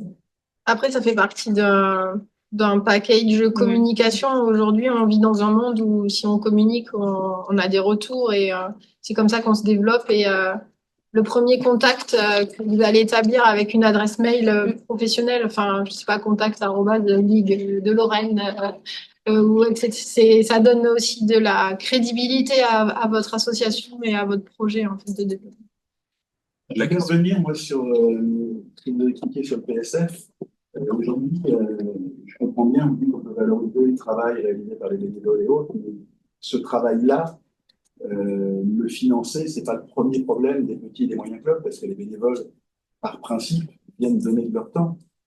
Quand on veut correspondre aux besoins demain d'aménagement de nos clubs, et quand je parle d'aménagement, c'est travailler sur la plombénie, en ayant les récupérateurs de balles, des choses. La problématique, c'est pas la valeur de l'équipement qu'il va falloir mettre autour. L'équipement à mettre autour, on va trouver dans les clubs des gens, des moyens, des adhérents qui travaillent dans des structures qui peuvent nous amener des prix intéressants. La vraie problématique, c'est le matériel de base qu'il faut financer. Si on installe des pièges à balles sur une structure, construire la structure pour poser les pièges à balles, ça va être 10% de la valeur d'investissement. Et si vous dites sur les 10%, on peut vous en financer 50%, c'est 5% de la valeur totale. La vraie problématique, c'est comment je trouve les 95% restants, en sachant qu'une partie doit venir des fonds propres des clubs, c'est une évidence, mais où je trouve des moyens, des subventions, des aides, des explications, parce que un club peut, même un petit moyen club, peut imaginer d'emprunter, mais aujourd'hui, si vous allez voir une banque en disant j'ai un projet d'investissement et je veux emprunter, elle va vous dire est-ce que vous amenez 50% de la valeur de l'investissement en fonds propres, que ce soit fonds, subventions et autres. Et c'est la problématique, en tout cas, moi je suis un jeune dirigeant, et la problématique, c'est pas, oui, jeune en termes de temps de dirigeant, la problématique, c'est où on va trouver ces explications pour accompagner les projets. On parle de projets qui sont en dizaines de milliers d'euros. On est bien d'accord. Aujourd'hui, installer des suivis électroniques, parce que si on veut monter les niveaux de compétiteurs, on sera obligé de passer au suivi électronique. Et on cherche ça dans beaucoup de clubs, d'avoir des compétiteurs, parce que les compétiteurs, c'est la vitrine du club, qui permettent derrière d'aller trouver les mairies, les départements et autres. Donc on a besoin de cette vitrine. Aujourd'hui, 20 postes en cible électronique, vous imaginez à peu près ce que ça vaut, hein, c'est entre 70 et 100 000 euros. Voilà, la réalité, elle est là. On est en train de parler de projets sur des clubs qui ont des budgets à 50, 60 000 euros, 30 000 euros, et on dit j'ai 100 000 euros à les trouver. Ces 100 000 euros, je ne les trouve pas que sur ce que je vais économiser, parce que si je dois les économiser en fonds propres, j'installerai dans 10 ans, et le club, il n'aura plus de vie. Il ne se sera pas développé. Il y a des clubs qui ont sûrement plus de moyens. Je parle des petits clubs, des petits moyens. Nous, on est 300, alors on est encore moyen, on n'est pas gros. Hein. C'est pas mal. C'est pas gros, 300, contrairement à ce que vous croyez, parce que 300, ça ne fait pas des budgets qui permettent de dégager 100 000 euros. En fait, ça dépend ce que vous faites, ça dépend. Alors, je suis désolée, je vais employer le mot modèle économique parce qu'on est dans le monde associatif et souvent ça fait un peu grâce dedans, mais on est vraiment sur un modèle économique. C'est est-ce que vos ressources propres, elles sont liées uniquement à vos licenciés? Et du coup, si elles sont très dépendantes des adhésions des licences, c'est compliqué de faire du développement. Est-ce que vous avez suffisamment de bénévoles pour développer d'autres activités qui vont permettre de faire rentrer aussi de l'argent dans le club? Et après, tout est lié, en fait. Tout est lié aux plages d'ouverture du club, de la possibilité d'accueillir vos licenciés, dans quelles conditions vous les accueillez, quels services vous mettez derrière. Et à partir de 300 licenciés, je reviens sur le PST, on peut envisager un emploi accompagné par l'ANS qui va se pérenniser au bout de 3 ans et qui sera autofinancé avec les fonds développés. C'est pas un employé dont on a besoin. On a des bénévoles pour faire ça. J'entends, mais Si, ça peut aider. ça peut aider parce que je sais pas combien de jours vous êtes ouvert par semaine, mais quand j'entends et le monsieur est dans la salle, quand j'entends il faut agrandir le stand parce qu'il est trop petit, c'est combien d'heures vous ouvrez par semaine? Quand vous ouvrez 3 jours par semaine, la priorité c'est pas d'agrandir les installations, c'est d'ouvrir plus de jours en fait. Et ça c'est très bien. C'est super. Non mais c'est super d'avoir des bénévoles qui sont capables de faire de la permanence et d'ouvrir tous les jours. Vous avez peut-être un salarié à l'accueil? Non. Il y a aussi la partie club qui peut augmenter Mais régulièrement. après, tout est lié avec, juste je finis sur le matériel. On peut pas le faire. Ouais. Les subventions, on a la charte difficile, sport, on a La politique. Mais c'est qu'à un moment, il faut développer d'autres ressources, en fait, qui peuvent aussi rentrer dans le club. Et ça peut se trouver par la professionnalisation de votre structure qui va amener, en fait, de nouveaux licenciés, qui va les fidéliser et qui va pouvoir dispenser d'autres services. Et développer, je sais pas, le clubhouse, des activités de buvette, de textile, de vente de accessoires au club. Alors, je vais. Allez-y, Mais franchement, Sur le secteur. je veux dire, quand on dit qu'il faut pouvoir amener d'autres argent externes, hormis les licenciés, une association loi 1901 n'a pas le droit. Si elle réinvestit son argent, Bénéfice.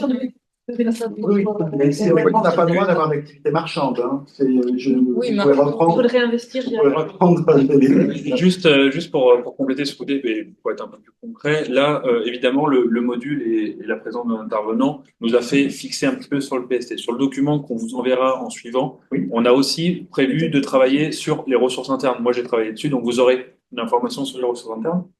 Également sur les financements publics qu'on n'a pas évoqués là, je pense par exemple aux collectivités territoriales, Oui. ça vous connaissez très bien. ça. Je vous mettrai aussi un point sur l'Union européenne. Le fonds de développement régional, le fonds européen de développement rural et le fonds Solidarité Europe Plus. c'est bien. Voilà.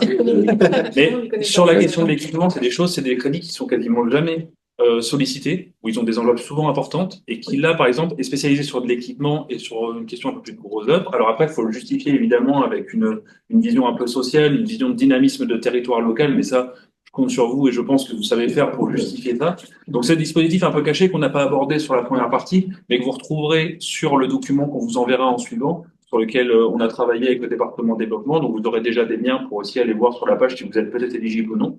Mais par exemple, c'est vrai que ça fait partie des dispositifs un petit peu cachés, qui sont des financements publics et qui entrent dans cette possibilité. Et c'est cela qu'on a besoin pour pouvoir réaliser tout le reste. Aujourd'hui, on vend du textile, vous voyez, on les a, les textiles, ils sont vendus dans le club. Mais c'est très bien.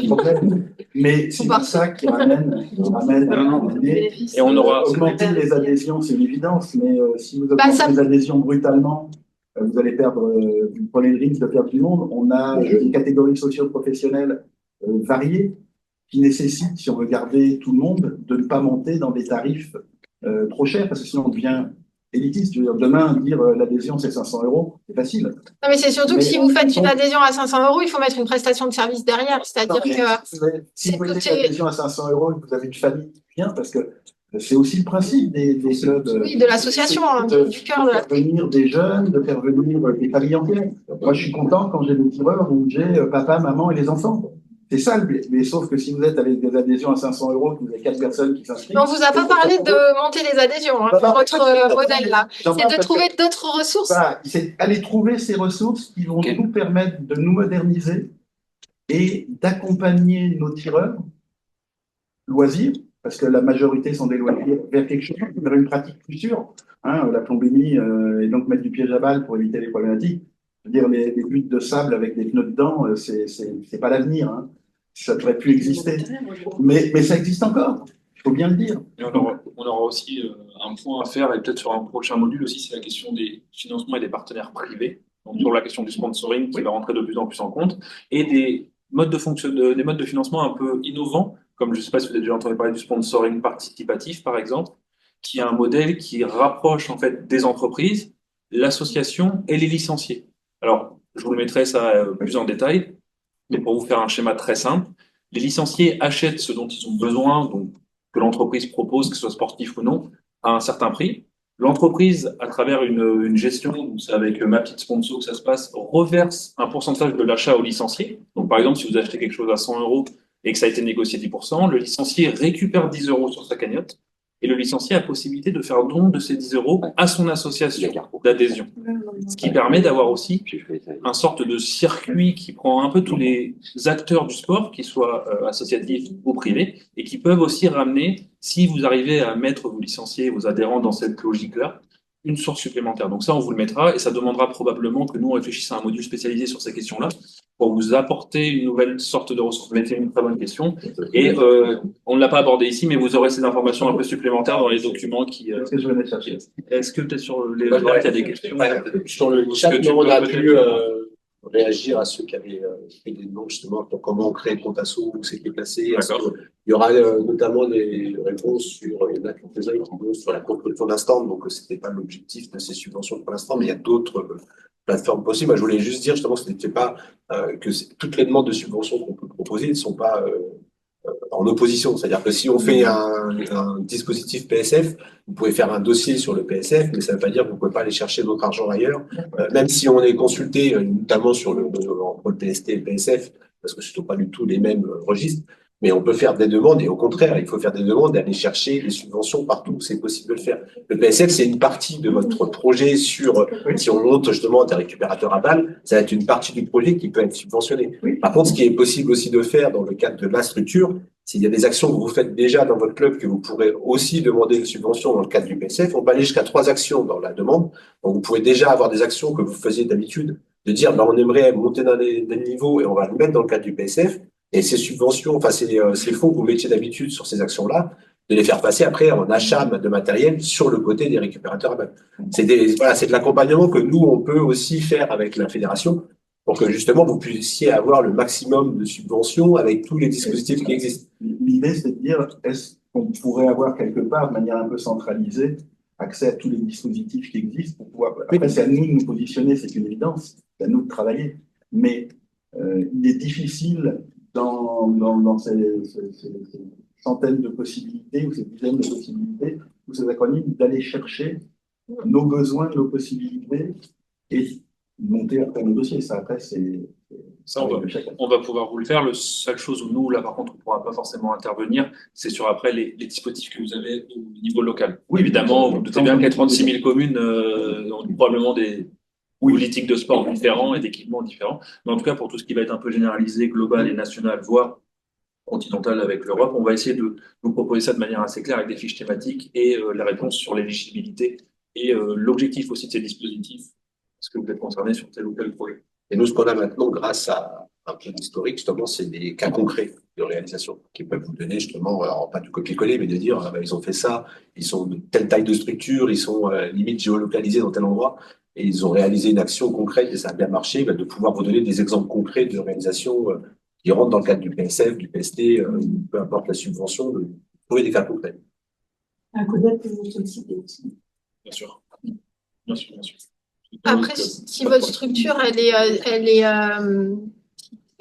ce sont des infrastructures municipales, vous avez forcément.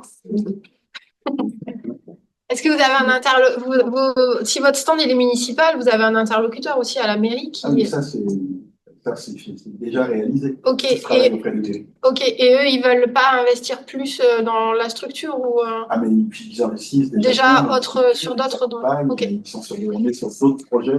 Et eux, ils vous amènent pas les contacts sur le département ou la région, sur le conseil régional pour voir. Ok. Au niveau municipal, on peut discuter d'autres types de projets et on y travaille. Parce que développer le sport, c'est effectivement trouver moyen de trouver plus. Quand on est dans des zones périurbaines, c'est réfléchir à comment on pourra concilier la nuisance sonore et l'ouverture d'un club. Ça, c'est un travail quotidien. Après, ça peut être un projet aussi qui est porté par la Ligue. Il y a des ligues qui se sont investies sur le financement des cibles électroniques sur leur territoire et qui ont participé au développement de chaque club. Ça peut être aussi la réduction des nuisances sonores. Ça peut être aussi un projet qui est porté par la Ligue avec des subventions qui viennent de la Ligue où la Ligue fait aussi, elle porte le projet en fait et que ça rejaillisse sur les clubs. Ça, c'est qu'on arrive à avoir accès. Le local, on a déjà accès en théorie, parce que côté Ligue, on a des accès. C'est grimper un cran au-dessus pour aller chercher au niveau région, au niveau national, au niveau, pourquoi pas, européen. Mais même aussi au niveau national, c'est-à-dire que la fédération, elle, dans le cadre de certains dispositifs, en particulier sur les mises en conformité par rapport aux nuisances sonores, par rapport à la sécurité, finance aussi des aides en fonds propres. Les clubs, à certaines hauteurs, ont des enveloppes qui sont disponibles. Alors, c'est évident que ça ne couvre pas tous les frais. Voilà, mais ça permet de compléter un petit peu les différents dispositifs là qui sont existants. Ouais, le fond de la question, il est ça, c'est comment on découvre toutes ces choses. Est-ce qu'il y a un endroit centralisé sur un site où on est... Alors, sur le site internet de la fédération, alors, il faut la trouver, hein, mais si vous allez moi je vous conseille, il y a un moteur de recherche qui est plutôt facile à avoir, c'est tout en haut à droite, il y a rechercher. Là, vous tapez justement les manteaux des aides. Vous tapez juste subvention et vous allez voir, il y a une page qui s'appelle les manteaux des aides au club où il y a alors, les campagnes qu'on peut nous mettre en place, le fonds justement spécifique à la fédération pour la mise en conformité ou en sécurité des stands, mais il y a aussi même tout bêtement l'aide aux licences UNSS, FSU, les doubles licences. Vous verrez, alors on va essayer de faire en sorte nous d'améliorer cet espace club parce que justement on sait qu'il y a beaucoup de demandes. Mais il y a beaucoup de choses aussi à mettre sur le site internet de la Fédé. Voilà, on a beaucoup d'activités, donc c'est bien que tout soit centralisé. Après, il faut trouver ces petits à l'intérieur. Mais dans le cadre des subventions, n'hésitez pas à utiliser le moteur de recherche et le taper des mots-clés. Vous verrez, vous tomberez assez facilement. C'est assez référencé pas mal par le même master. Donc, vous allez tomber dessus et on va essayer de compléter justement avec, notamment, même il y a des, sur d'autres dispositifs, les cartes passeport notamment, enfin les dispositifs passeport, la carte passerelle, les 30 minutes de promotion. Enfin, on a beaucoup de choses qu'on peut mettre dessus et beaucoup de manières d'aiguiller vos demandes après. Est-ce que vous avez peut-être des interrogations aussi sur la question de l'emploi, profiter de la présence de Mme Dupont aussi, peut-être sur des précisions Tout à l'heure, vous parliez de l'emploi, vous me demandiez si vous aviez un salarié qui était à l'accueil. C'est quelque chose qu'on envisageait. Et renseignement pris, on a dit au président, bah non, l'accueil, ça rentre pas dans le cadre de création d'emplois, c'est des éducateurs, mais pas l'accueil. On est vraiment ciblé sur l'éducateur sportif. Oui, c'est ciblé sur les éducateurs, Oui. voilà.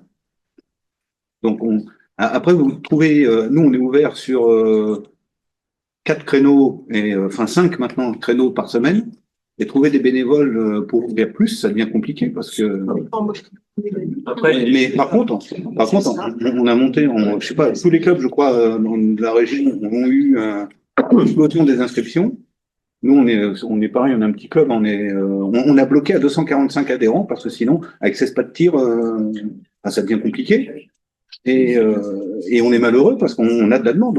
Il y a des gens qui. Après, sur la primo-accession à un emploi, il y a de fortes chances que la personne que vous souhaitiez recruter ait aussi doivent avoir une polyvalence forte, que ce soit sur ces thématiques d'encadrement technique, mais également sur la question de la gestion environnementale de l'association. Oui. Et c'est peut-être là, Élodie, peut-être avec le DEG, vous abordez aussi de manière un peu plus large ces questions-là, et pas seulement la technique, mais aussi la gestion d'un club et l'accompagnement des bénévoles. Même sur nos CQP, on a une partie qui est axée sur le métier même de moniteur de tir ou pas de tir, sur la découverte et initiation, mais aussi sur comment développer un projet sur le club et être présent aussi dans parce qu'on le sait, si on prend un moniteur de tir à 35 heures par semaine, il va pas faire 35 heures d'intervention pédagogique sur le pas de tir.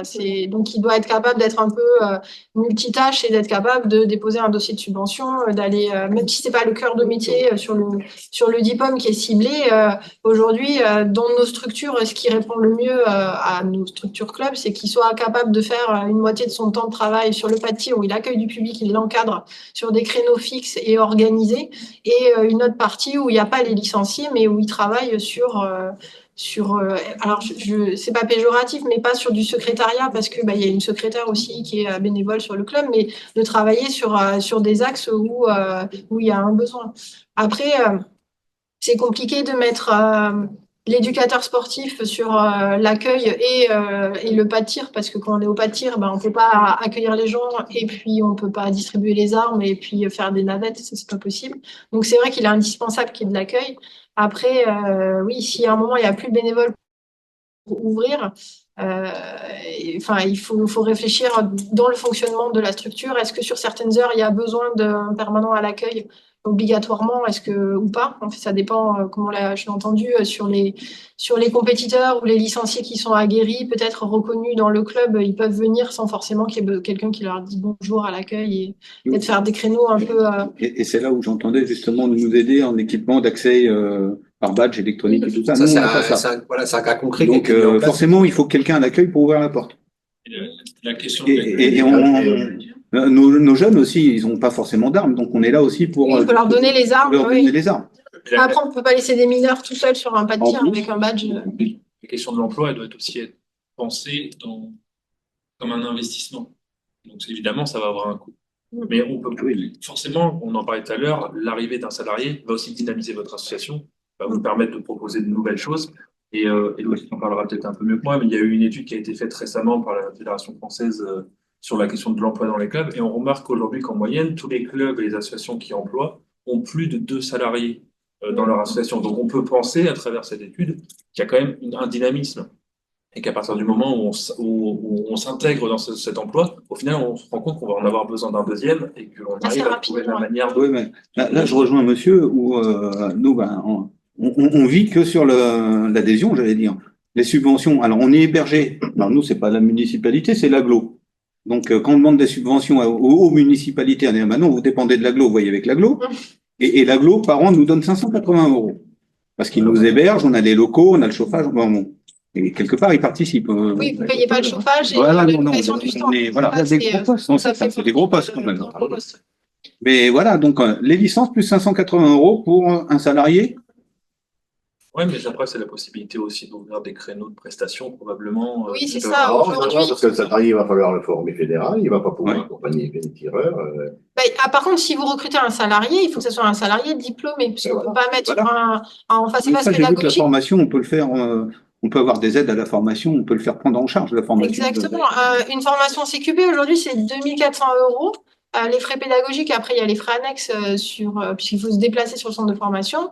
Nous, principalement, les stagiaires trouvent un financement, que ce soit leur CPF ou l'AFDAS qui finance la formation s'ils sont déjà salariés d'une structure, ou les clubs ou les ligues aussi qui font l'effort d'aller leur financer la formation pour qu'ils puissent venir en formation et ensuite, en échange, repartir sur le club et accompagner le club.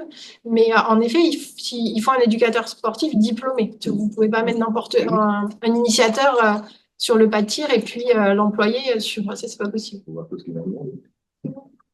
Peut-être d'autres interrogations, d'autres questions sur le chat, n'hésitez pas à les poser. Est-ce qu'il y a une importance quand nos bilans finissent, par exemple, fin juin ou fin août, par rapport à une année calendaire, par rapport aux autres subventions? Par exemple, les subventions, on va les demander sur une période donnée, et nous, notre bilan, on va faire le 1er septembre, mais fin août, quoi. Est-ce que ça dérange par rapport au... Non? La grande majorité, c'est comme ça. Donc, Ouais, vous déposez vos budgets prévisionnels de l'année que vous avez établis pour le 1er septembre. Même si vous faites une demande au mois de décembre, février ou pour le PSF en mars, mai, ça va être basé sur ce que vous avez voté en AG et ce que vous avez ce soir travaillé. C'est pour ça qu'il faut bien marquer dans les titres de telle date à telle date. De toute façon, vous avez les deux. Vous avez le bilan financier et vous avez aussi votre projet financier. D'accord. De toute façon, l'année civile, même si on vous demande des comptes par rapport à une année civile, peut-être qu'un département le ferait. En fait, vous êtes couvert dans la mesure où vous avez déjà une partie du bilan qui couvre une partie de l'année, et puis après le projet financier qui lui va couvrir la seconde partie.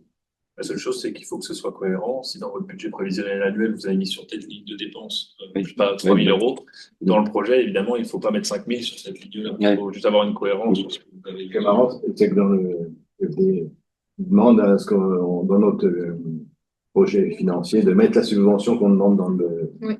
C'est marrant. On Oui, est sûr d'avoir, mais il faut le mettre. C'est le compte asso qui est configuré comme ça. Où on met, Après, vous êtes obligé de prévisionner ce que vous espérez toucher des pouvoirs publics pour financer votre projet. Si vous ne le touchez pas l'intégralité, c'est aussi la possibilité de justifier sur votre bilan réalisé que vous avez peut-être moins investi parce que vous aviez aussi moins de ressources. Ça se justifie. Il y a pas de... Quand on fait les comptes, c'est un beau père de famille. On ne dit pas les choses qu'on ne voit pas. Ouais, mais après, c'est là où la présence d'un salarié peut aussi servir à budgéter de manière un peu plus précise ces questions-là pour avoir le budget le plus cohérent possible, même si on sait que c'est toujours compliqué et que ça soit à tous les niveaux. De toute façon, même au niveau national, c'est difficile de tomber pile sur ce qu'on avait prévu. Les aléas font toujours partie du jeu. Le sponsoring, a-t-on une aide pour monter les dossiers? Pour le sponsoring, alors non, éventuellement, vous créez peut-être un peu les points de base sur la question du démarchage. Après, on ne va pas pouvoir se substituer à vous sur des partenaires, à moins que peut-être qu'il y ait des partenaires fédéraux où on puisse peut-être ruisseler un partenariat au niveau local. Après, ça va être là, à vous, en tant qu'acteur local, d'aller démarcher des artisans, des entreprises locales qui partageraient des valeurs peut-être communes aux vôtres sur des projets. Parce qu'en vrai, il peut y avoir plusieurs sponsoring. Il peut y avoir celui sur toute l'année, avec qui est financier ou non. Hein. On peut parler évidemment de numéraire, mais aussi il peut y avoir des partenariats de nature. Ça peut être thématique aussi sur des projets spécifiques. Donc là, après, c'est à vous de démarcher, vous d'aller voir vos contacts, peut-être qui font partie de vos adhérents, peut-être qui connaissent des gens qui font partie de vos adhérents. Là, après, là-dessus, on va peut-être un ruissellement, William, de ce qui se fait au niveau national, des fois peuvent être envisagés, mais Oui, aussi de poser des questions au service communication chez nous à la fédération qui gère ces histoires de sponsoring. Parce que bien évidemment, ça vous permettrait d'avoir aussi des entrées et des contacts un peu privilégiés, ceux qu'on a en tout cas à la fédération pour faire les demandes, et après, effectivement, monter les projets. N'oubliez pas aussi que tous les, euh, tous les partenaires majeurs de notre sport sont présents sur les championnats majeurs. Là, au championnat de France 10-18, vous allez voir les exposants. Il y a tout le monde. Tous ceux qui peuvent vous intéresser sont tous présents ici. Ce sera la même chose à 25 mètres, enfin, au 25-50 et aux écoles de tir. Donc, il faut aussi venir discuter un petit peu le bout de gras, comme on dit, et puis apporter un projet, peut-être structurer quelque chose chez vous, et vous pourrez peut-être avoir des aides aussi par rapport à ces fournisseurs-là. Vous avez été discuter avec eux? Ah ouais. Oui, le service communication le fait, et donc on a des partenaires. Hein. Mais c'est vrai que... Les écouter, ils sont comme nous, hein. Ils pleurent tous, ils n'ont pas d'argent. Ça dépend comment vous construisez votre projet aussi. Quoi. C'est sûr que si vous arrivez et vous demandez « je veux 20 cibles », il va vous dire « achetez-les ». Oui, oui. Voilà. Mais évidemment, quand on parle de partenariat, il y a cette question à négocier de qu'est-ce que vous allez pouvoir leur apporter en plus-value aussi en termes de visibilité. Ça peut être intéressant de faire des niveaux de partenariat aussi, d'arriver à fixer peut-être sur telle somme ou sur telle prestation, nous, on peut vous aider avec une visibilité sur nos contenus de communication en donnant, par exemple, le nom d'une manifestation à ce sponsor. Voilà. Après, il y a peut-être des niveaux aussi à proposer pour rentrer tranquillement dans cette démarche de sponsoring et peut-être, si le partenariat fonctionne bien, de pouvoir l'étendre et ensuite de pouvoir, vous, en tant qu'association, profiter un maximum des ressources. Ça bien une trame. Ouais, nous, on peut vous aider un petit peu sur essayer de l'hierarchiser. Ce qui est hyper important aussi, surtout au niveau du matériel technique de tir, c'est de centraliser avec les autres structures. Nous, on a justement, comme disait William, des partenaires, que ça soit, on va être concret, hein, sur la cybernerie électronique, Sport Quantum, avec qui on travaille aussi. Mais si vous arrivez à dire, justement, je viens pour acheter 3 sites, ça va vous coûter cher. Si vous regroupez et que vous contactez la Ligue pour dire est-ce qu'il y a une centralisation d'achat, est-ce qu'on ne pourrait pas mutualiser, parce qu'il n'y a pas énormément de cibleries non plus, de différentes marques de cibleries qui sont officiellement en partenariat avec la Fédé, mais de centraliser un peu comme ça, et là vous allez pouvoir après négocier. Ils sont les deux, dans les deux cas, de toute façon, ils veulent s'étendre aussi sur tout le territoire. Donc, même s'ils vous disent on n'a pas d'argent, s'ils sont présents là sur le parc exposant, c'est pas pour rien non plus, c'est qu'ils ont aussi besoin. Ouais, non, mais Ce que vous dites fonctionne, hein, ça a été fait Alsace, Champagne, Lorraine, avec le Sport Quantum. On a équipé un grand nombre de clubs en cible SQ10. C'est pour ça que ça peut se faire de cette manière-là. C'est vraiment ce qu'est, même au niveau national. Après, il faut justement discuter avec le service communication. Mais au niveau national, il peut y avoir des campagnes qui peuvent être faites comme ça. Le problème, c'est qu'aujourd'hui, on a été les voir, là, on dit 60 récupérateurs. Vous allez faire un geste pour les 60 récupérateurs, sachant qu'à l'Eurostand, on a quasiment que du Sius. Nous, on a regardé, il m'a dit, non, on fait pas de oui, parce que nous, la Ligue, il vient sur rien. Salut, mec. De toute façon, ils savent qu'ils vont les vendre. Peut-être pour les acheter. Alors, 60 récupérateurs d'un coup. est-ce qu'on a d'autres questions un peu généralistes et puis après les discussions, on les continuera après quand on aura terminé l'enregistrement. C'est juste pour d'un point de vue un peu formel. Est-ce qu'on a d'autres questions particulières qui rentreraient dans le cadre du module, que ce soit dans la salle ou sur le chat? Et si c'est pas le cas, on va tranquillement conclure le module et la vidéo. Donc, est-ce qu'il y a un groupement d'achat au niveau de la Fédé? Justement, il faut prendre contact, comme disait William, avec le service communication, parce que plus il y aura de la demande, plus c'est possible de le faire, oui. Parce que quand je vois la valeur avec la Ligue Lorraine, là, et ce que je viens d'acheter moi cette année. Là, c'est la pour ça. Ligue de la Reine, ils vous diront comment ils ont. Il faut que votre ligue, elle Tous soit les- précise C'est aussi. ça. L'Alsace, la Champagne et la Lorraine Oui, mais- se sont unis pour faire quelque Voilà, chose. c'est ça. Et les ligues ont participé. Faut centraliser, c'est là où le Ouais. prix va baisser si la commande est L'argent que vous versez aux ligues, mais là, ce que je donne, c'est mon point de vue. Hein, attention, ça n'engage que moi. Mais l'argent qui arrive dans les ligues, elle provient de qui? Des tireurs. Donc, quelque part, j'estime qu'il est normal qu'elle retourne dans les clubs. Oui, oui. Je ne veux pas dire que c'est une économie circulaire, mais c'est pratique pour ça. C'est le but de la vie associative. Ouais. C'est, Et ça peut être pareil sur la lutte contre la plombémie, où c'est la Ligue qui prend le lead sur le projet et puis qui réinvestit directement dans les clubs avec des achats groupés. Ça peut être le même principe que sur les cibles électroniques. Et la Ligue aura plus facilement, alors là, on revient sur le PSF, aura plus facilement la possibilité de monter un dossier PSF pour dire, voilà, nous, Ligue, on fait une campagne de prévention contre le saturnisme, parce qu'on va faire ne serait-ce que de la sensibilisation ou faire passer un message et aider les clubs à s'équiper on voit, c'est tout bête, hein, juste se laver les mains en sortie de pas de tir, rien que ça, c'est tout, c'est concret et c'est pas facile à mettre en place parce qu'il faut un point d'eau, enfin, il y a beaucoup de choses qui rentrent en place. Et juste ça, la Ligue peut justement soutenir le projet et monter les choses. Donc, et vous, ça vous permet justement de ne pas être obligé d'axer là-dessus et de partir sur autre chose pour accompagner le dispositif. Et puis comme les ligues ont des salariés qui s'occupent des dossiers de subvention, Les clubs, souvent, ne doivent pas remonter jusque la Ligue pour dire. c'est vrai. oui, Bah, c'est Oui, dommage. faut pas en faire fait. ça.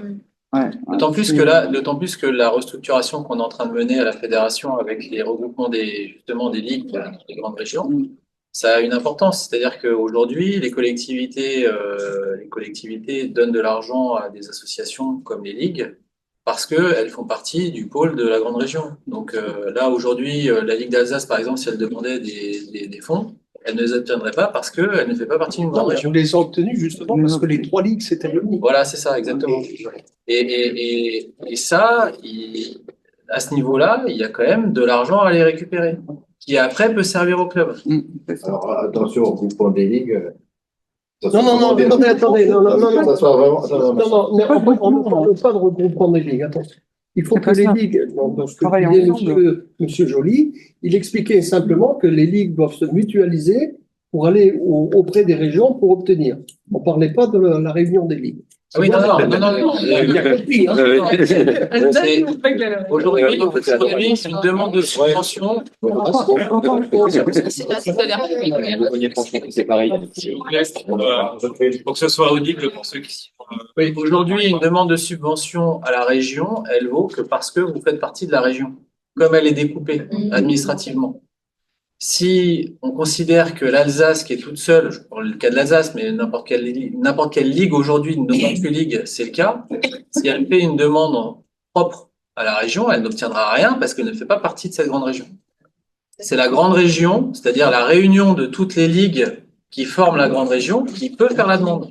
Et après, par ruissellement, ça repart sur les ligues qui sont en besoin ou en demande, et éventuellement les clubs qui ont fait la demande dans ce cadre-là. Mais c'est pas une question de dire on regroupe les ligues pour dire voilà, j'ai une ligue qui a X licenciés, c'est pas ça et les ligues, d'ailleurs les ligues comme elles existent là aujourd'hui vont continuer à exister. C'est juste qu'on chapote un peu avec la grande région justement pour ces histoires-là, notamment, pas que celle-là, mais en tout cas des demandes de subvention.